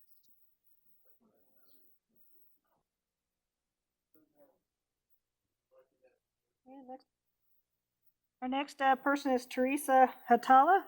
Teresa. Hello, my name is Therese Hudala. I live in Salt Lake City. First off, my children wear masks at school. They've not been sick yet. They've not missed any school yet, and they have not yet received any exposure notices. And they have not had to do test to stay in school. My friends in other districts, on the other hand, have had a much more difficult experience, I should say. And all of the administrators, parents, teachers, and students that I've spoken with support universal masking in schools. Second off, my spouse and many of my friends are healthcare workers. And they can't be here today because they're working hard during this challenging and exhausting time, but I'd like to advocate for them. They are in favor of this 30-day mask mandate, and so am I. Like I said, my husband's a physician, and he was exposed by an infectious COVID positive physician in his office in March of 2020 for a long period of time before healthcare workers were universal masking. She put on a mask before she went in and talked to him, though, because she was feeling a little bit ill, and this was March of 2020, so it was before everything before the schools closed and everybody started worrying about masking. This kept my family safer, and I'm grateful for it.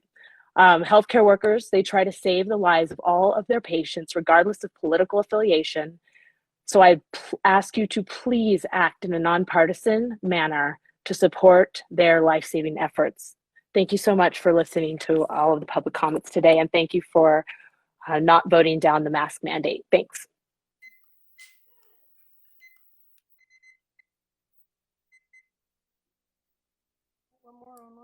One more online, and then we'll go to the.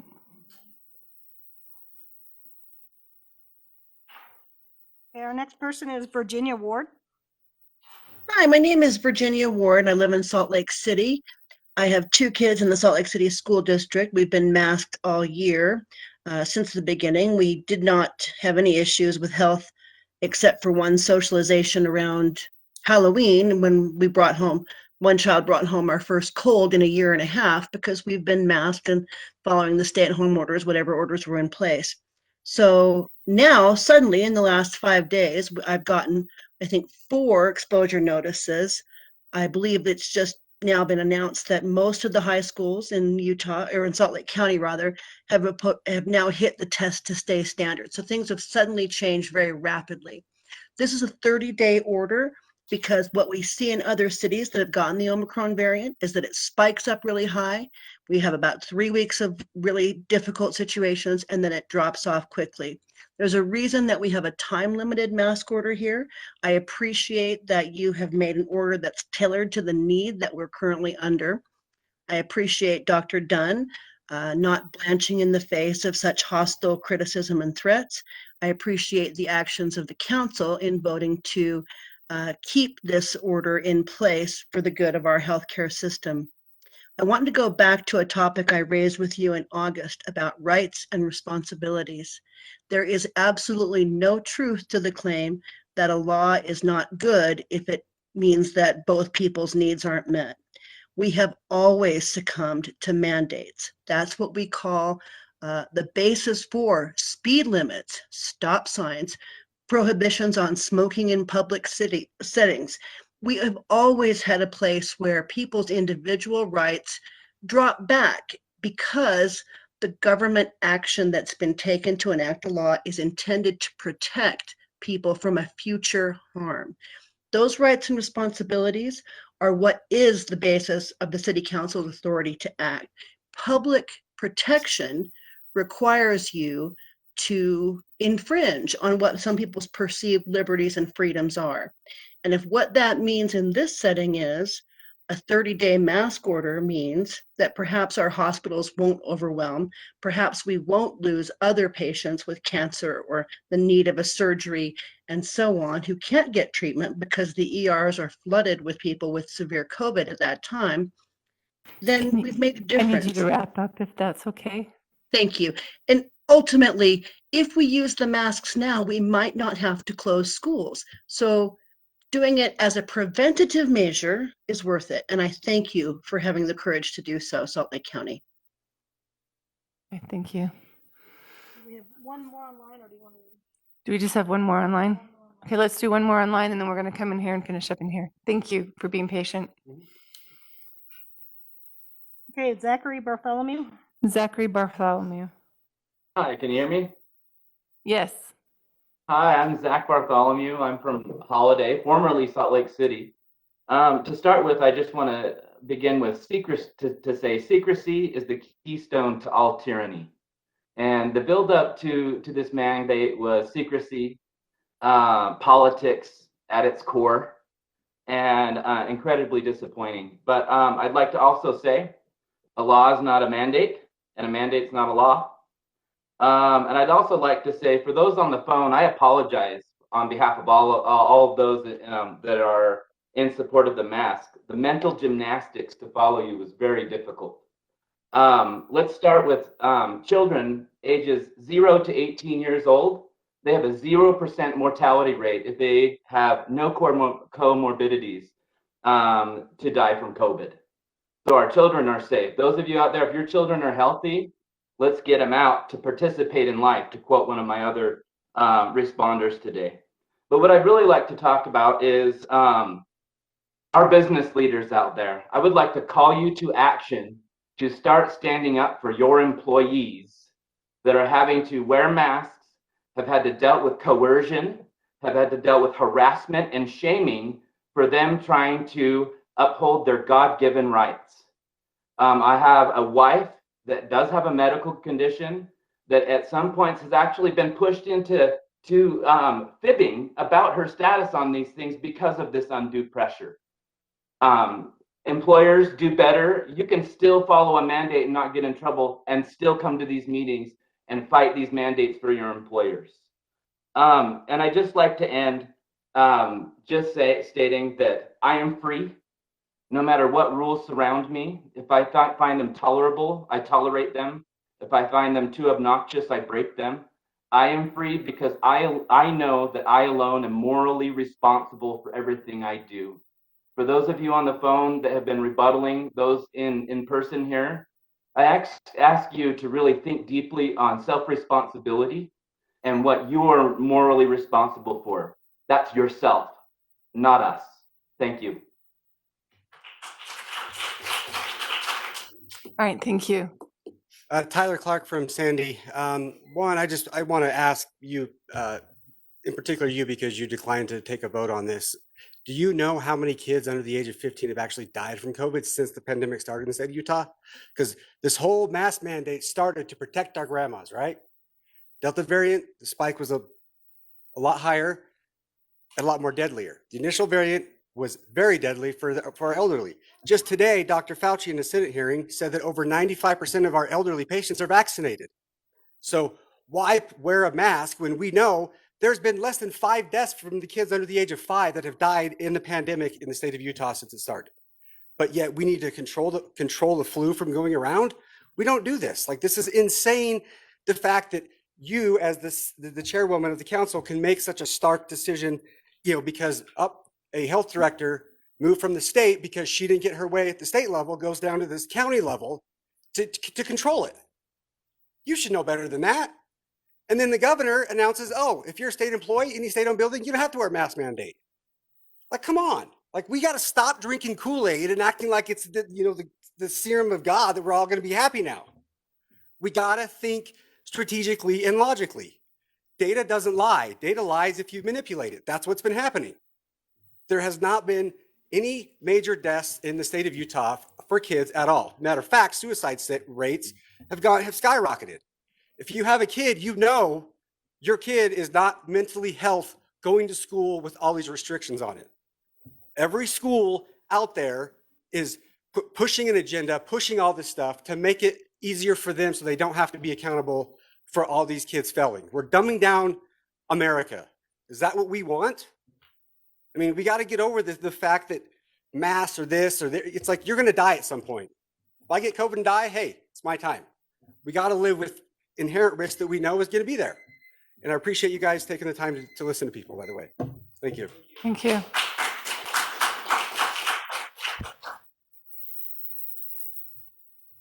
Andrew George Nieto, candidate for Utah House 31, resident of Taylorsville. I'd like to thank everybody that has spoken on both sides of the issue. I want to thank the council members for making sure that they have considered all sides, sincerely. I know each of you well enough to know that you have done that. I have 3 primary points to share. First point is what your job as a council member is. Foremost on your mind for a lot of you has been that you've been receiving a lot of constituent contact from both sides, so you're struggling to identify the will of the people. Well, consider this. Every member of the Salt Lake Council went through a nomination process. None of you petitioned your way directly onto the general election ballot. So all of you were nominated by a specific constituency before you went before the voters at large. So in fact, the voters that nominated you for the general election ballot do have a higher claim on you than the electorate at large. Point number 2, data. Science by nature is constantly changing. It's supposed to. We want it to. So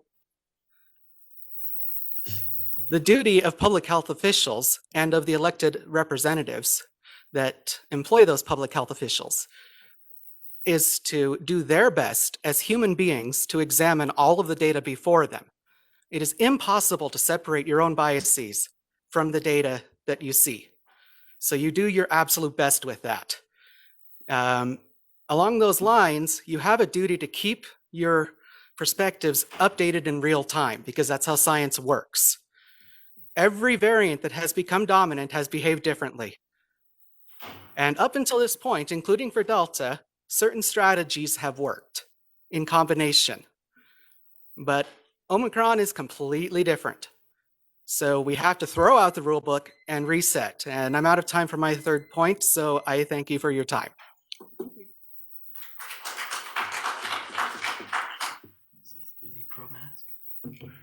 Good evening, Council. My name is Alejandro Puy. I represent Salt Lake City in the City Council of the City of Salt Lake, very close. My district is just the other side of the freeway. And 84116 and 84104 are my zip codes. And they have the lowest vaccination rates, also the highest COVID rates, and highest mortality rates in the city. So I wanted to thank you today for acting within the bounds of your authority to not call for a meeting if you don't have the votes for this, because what you're doing is standing by those that you hired, this government hired as experts. And Angela Dunn has dedicated her life, and many other experts in our health department, hundreds of them, dedicated their lives to study public health. Let's let them decide what is right about public health. We don't go to the physician and we tell the physician what to do. We ask the physician. So it is important to look after my community. My community needs of your courage to stand by this decision. Thank you for that. And I'm sorry for those that are not agreeing with this, but I want you to know that in Salt Lake City and my district, we welcome this decision by the health department, and we want you to stand by it. Thank you so much. Okay, hold on just a second. Has everybody else had a chance to speak at this point? These repeats. These are 2 repeats. Okay. If you haven't had a chance to speak, come on down, please. Hello, my name is Eduardo. I'm from Chile. I'm an immigrant. I live here in Salt Lake City. A long time ago, like 5 years ago, we moved with my family to here to live the American dream. I didn't know what the meaning of the word before, but now I know. The American dream is the American freedom. I mean, my flag, don't tread on me, because don't tread on me means don't take my freedom away. Don't mess with me, basically.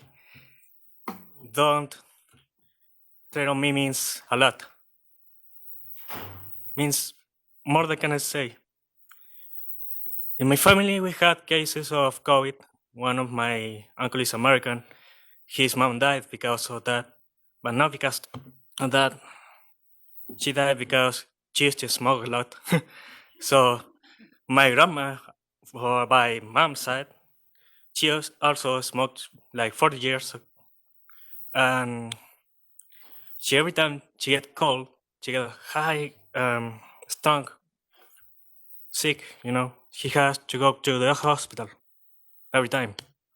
Then she quit. And so Angela said, "Oh, most people die for COVID." That's not true. People die because just a little percent of them die for COVID. Wear masks make me very frustrating because I work in Cafe Rio. Everybody knows Cafe Rio. And I have to hear the people what they order is.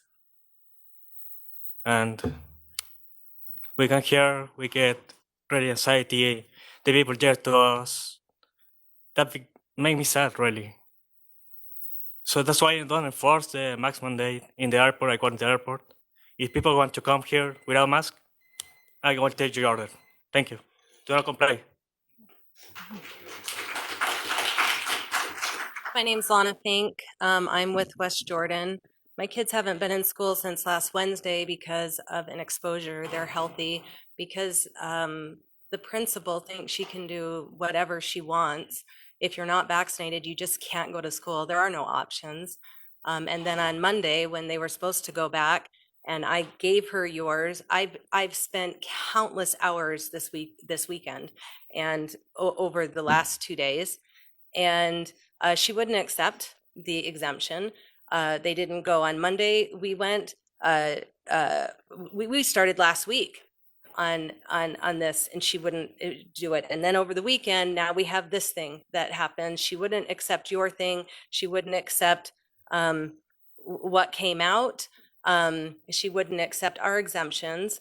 5:30 this morning, she said, "Well, I will," and then she went against it and said, "You have to now have a doctor's note," which I said NA, and then she said, "You have to now divulge your medical information," which I said NA, and then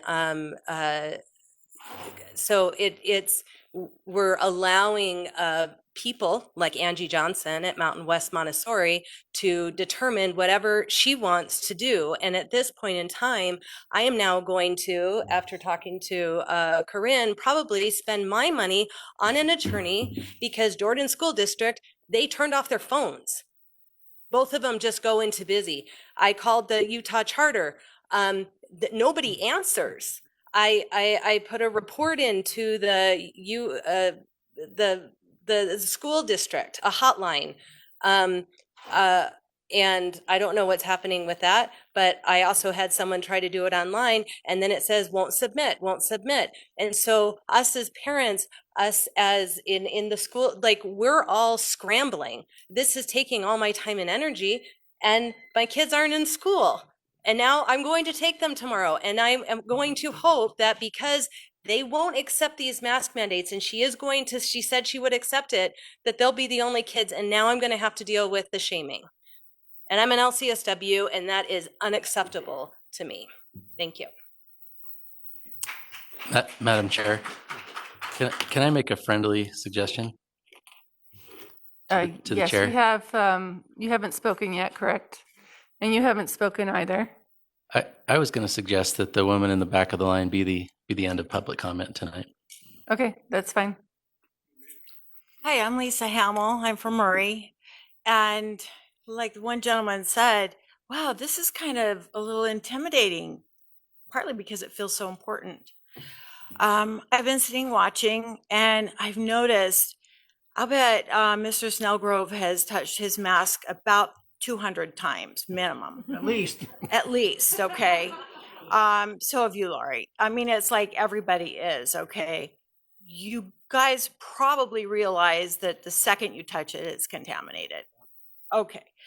One of the things that's really interesting is that most people have not even thought about what it is that they're putting over their face. What is this made of? Where is it made? How is it made? You know, synthetics have endocrine disruptors. So having that mask on your face, breathing in those chemicals, that's screwing up your hormones in your body. Then the fibers, okay? Nobody talks about what is it that you're breathing into your lungs. I've done a lot of research about this. There's a lot of research at the Children's Health Defense with Robert Kennedy about this, about fibers. I've taken them at work and I've looked under the microscope at the fibers. What happens when you breathe those fibers in? You guys with the masks on, your lungs have synthetic fibers in them now because you breathe them in. They're sitting in there. What happens when you get sick and you get cold, you get congestion? How do those synthetic fibers get out of your lungs? They don't. Your body can't just reabsorb them. Then there's like this nest in there and you get sick and you get mucus, and then all of a sudden you've got a breeding ground for bacteria. Then people get pneumonia. So that's just one aspect. I would really be concerned about what it is that you're breathing into your lungs, because that's a big deal. So anyway, that's my 2 cents. If I didn't put it in, I'd kick myself.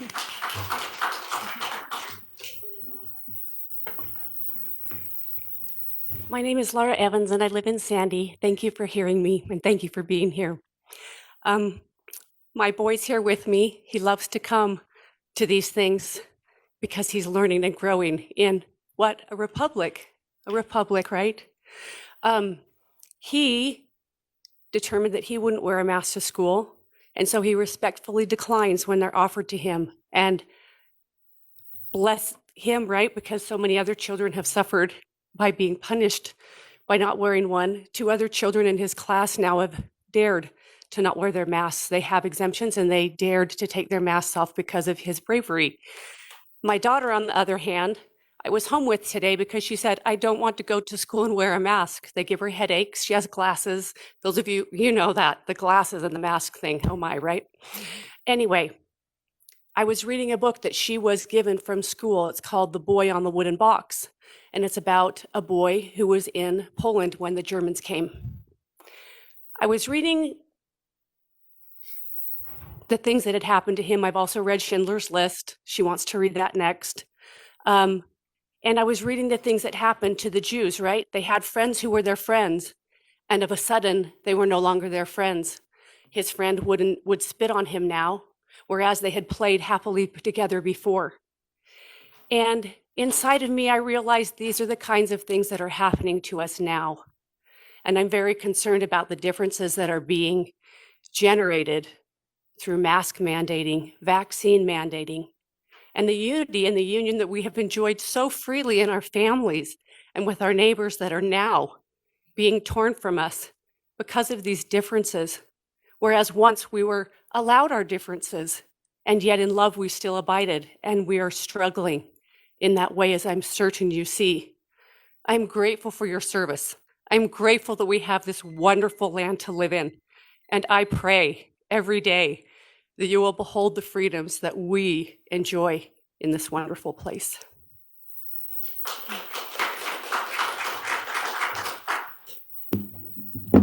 My name's Jamie Peck. I'm from Utah County, so I don't know if I'm able to be here or to talk. But one thing that hasn't been addressed is the therapies and the medications people are using. My best friend was killed in the hospital because she was given remdesivir, and within hours she went into cardiac arrest and she died 3 days later because her body filled up with fluid. And that is the only treatment that they are offering in our hospitals right now. And anyone that wants alternative treatments like hydroxychloroquine or ivermectin, the hospitals are not allowing it. And those treatments, when given early, are curing every single person that we have seen take it. My parents, they pay cards with their friends. All their friends are vaccinated, and all of them got COVID. And guess who was treating them? My unvaccinated parents. And not one of them got COVID or has gotten this Omicron. And my whole family had COVID naturally back a year ago, and all of us have been extremely healthy. None of us have gotten sick since or had anything major happen to us. None of my children, they were around me when I had COVID. None of them had had symptoms for 2 years. Not one of my kids have gotten sick. And none of us wear masks. We don't social distance. Our family, we get together. We have a massive family. We've continued to get together, and none of us have died or gotten sick. And none of us are like crazy, eat healthy, we eat relatively healthy, but none of us have gotten sick or died. But none of us are obese or have comorbidities. And that's the one thing that I'm seeing. The people that are getting sick and dying, they're obese and have comorbidities, and they're not living a healthy lifestyle. But those of us that actually do take care of our health, we aren't getting sick.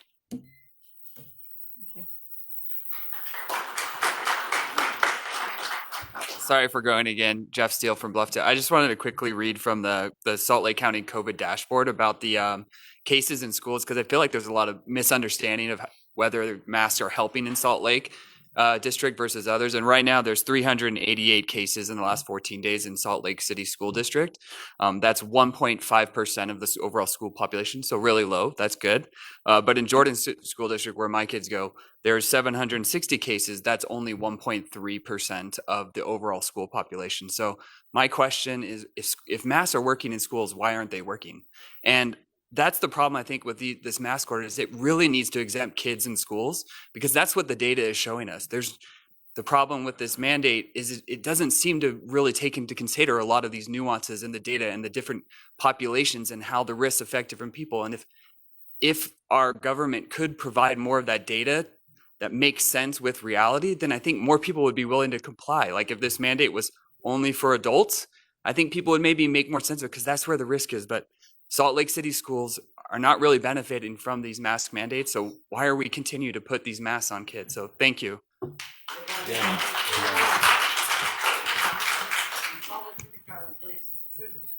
Go ahead.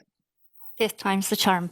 Okay, I'll be brief. It's just that it's not a lack of compassion. It's not an unwillingness to do our part. It's the fact that the data doesn't support it.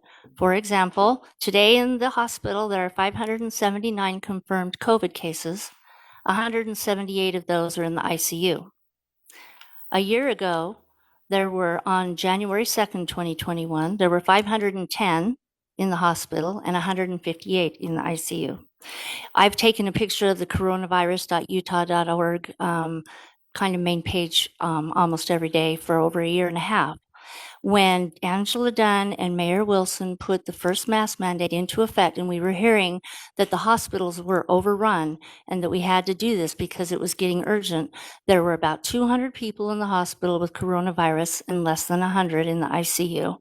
During the past year, we have been right around 200 in the ICU with COVID almost the whole time, except for in the summer.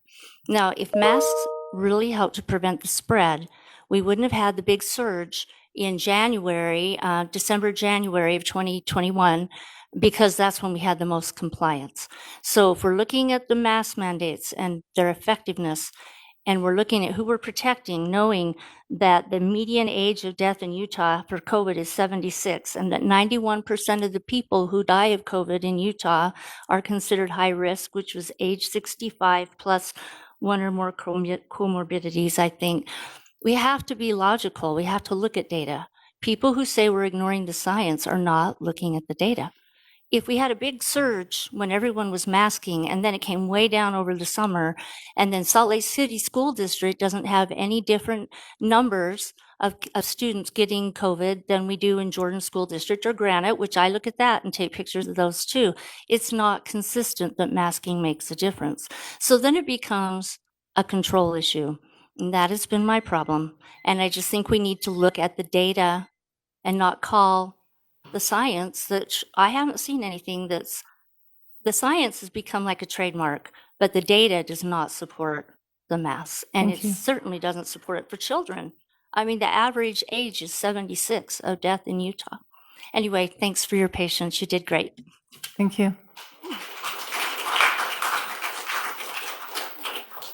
I understand that there are some who want to understand where everybody stands at, and that there is a desire to see a straw poll done of the council to see where the votes are at. Madam Chair, I actually would like to make an amendment to the agenda today rather than do a straw poll. If you want to take a vote on this, just know I would like to get some legal counsel on that before we do that, if that's all right. Sure. Here's why.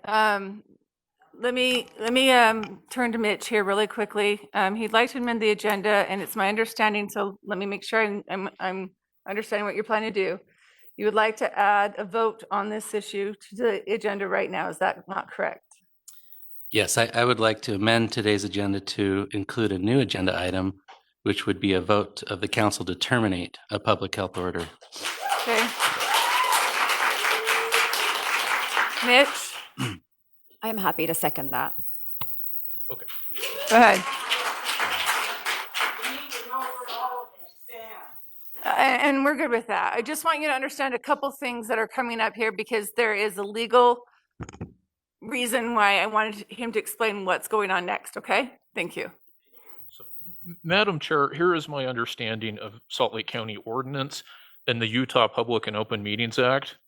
Part of our county ordinances, and this is in the section on the county council's agenda, provides the following. It's in section 2.04.140, subsection D, and it says the following. The agenda may be changed by a majority vote of the council, but no action may be taken on new matters introduced to the agenda unless 24 hours notice has been duly given to the public, or unless the matter is of an emergency nature as approved by a separate majority vote of the council members present. This also reflects language that's in the Public Meetings Act that applies to this body as well. My counsel to the council today would be that it is possible to amend the agenda by vote of the council.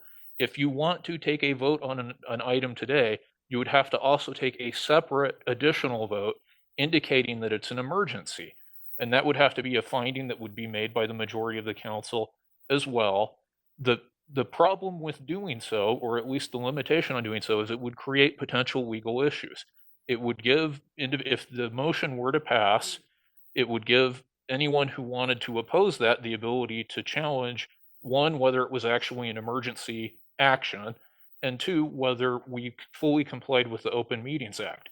And both of those things are things that could be litigated.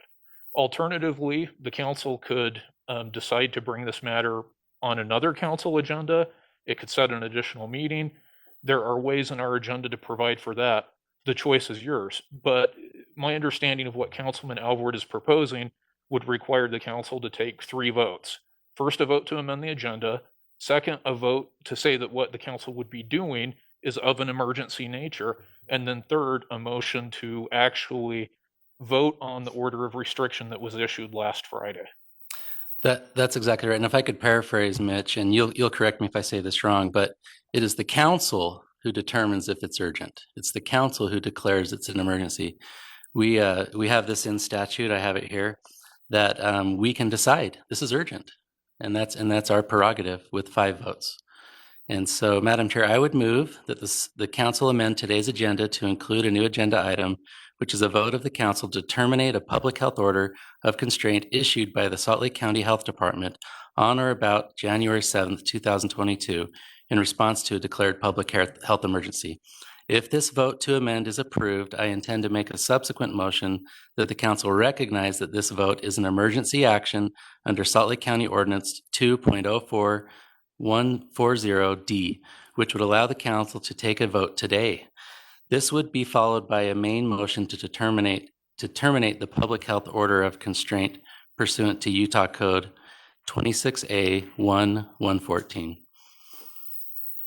And is that the proper order, Mitch?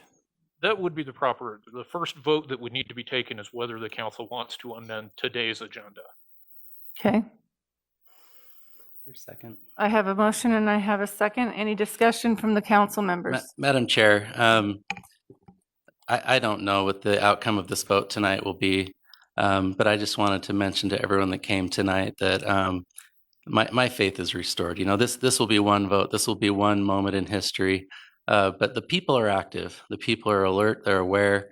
I loved the comments from the fellas, but I have to hand it to the mothers tonight. You know, they say the hand that rocks the cradle is the hand that rules the world. And whatever happens tonight, I just want to give my confidence that we're going to be okay. This country, we're alert. We're seeing what it's like to have our liberties curtailed. We're not happy with it. We're going to have other elections. We're going to have other votes. And I think this is going to be a pivotal moment in our country. So no matter what happens, thank you so much for coming tonight. Thank you to the mothers. And I would appreciate that this be voted on tonight. Thank you.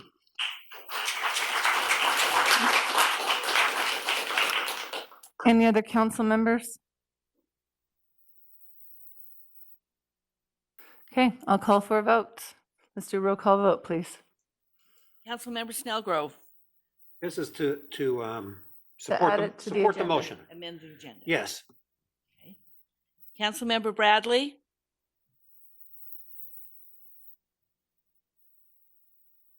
Councilmember Bradley. Hold on.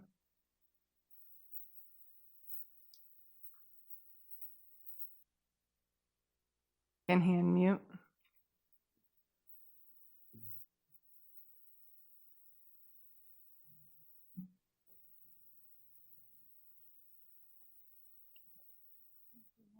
Okay, go ahead and move on and let's see if I can get a hold of him. Okay, I'm sorry, I didn't hear what you said. Go ahead and move on Go to the ahead. next. I'm gonna go back. Okay, Councilmember Bradshaw. No. That was a no. Councilmember Alvord. Yes. Councilmember Newton. No. Councilmember Granado. No. Councilmember DeBry.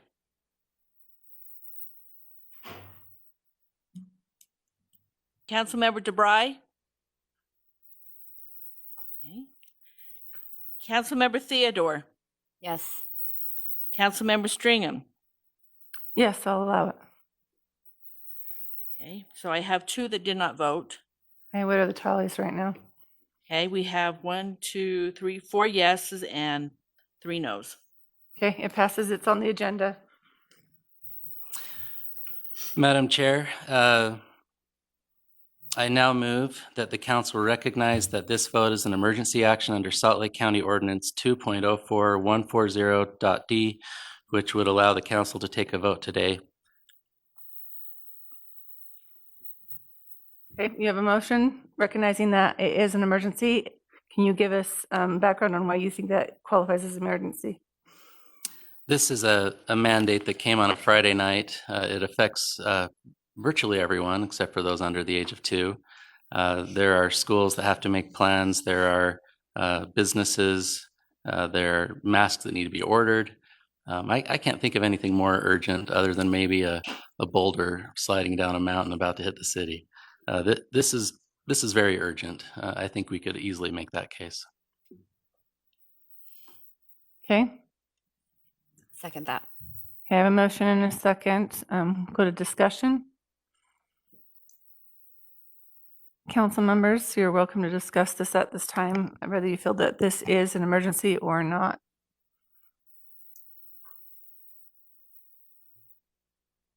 Madam Chair, would it be appropriate to recess for 5 minutes so policy advisors can make sure their electeds are on the phone? I think that would probably be smart. Mitch, what are our, As the maker of the motion, I think Councilman Alvord is entitled to ask for a recess. I think that it's within the chair's prerogative to accept that for that purpose, recognizing that this is a hybrid meeting and that there may be some difficulties ensuring that we have everyone here right now. Mitch, to overturn a public health order, would that not take 5 votes or would it just be a majority vote today? That's an interesting question, and it does say a majority. I think that would be something good for me to take a look at Steve is muted. with the attorney's office for the reason that there's specific state statute language about that action, which again is not the vote we would be taking now, but the third vote. I'm confident in answering for normal council business, it's a majority vote of those present. But because this is a particular state statute, it may indeed require a majority of the council. And I think that would be worth looking at again if we do not have a full majority or a full quorum of 9 members here. Gotcha. Do we have any indication, Abby, if we're going to be getting our absent members back online? Okay. I don't see, The danger, just for anyone listening, the danger of carrying out a vote with just a simple majority and not the full council vote, they could come back tomorrow and overturn it. So we may as well. They said that Steve is muted. Steve is muted and he can't speak. So we're having a hard time. So we're going to take a 5-minute break to see if we can get this figured out really quick. I've got Jim Bradley on the phone because we couldn't hear him either. Let's make sure we get this figured out because this is an important thing to be discussing. Thank you. Should I hold on if you want me to hang up, Mark? I'm going to just have you hold on for a second until we know. I'll just leave you on my phone at this moment. Thanks, Jim. That's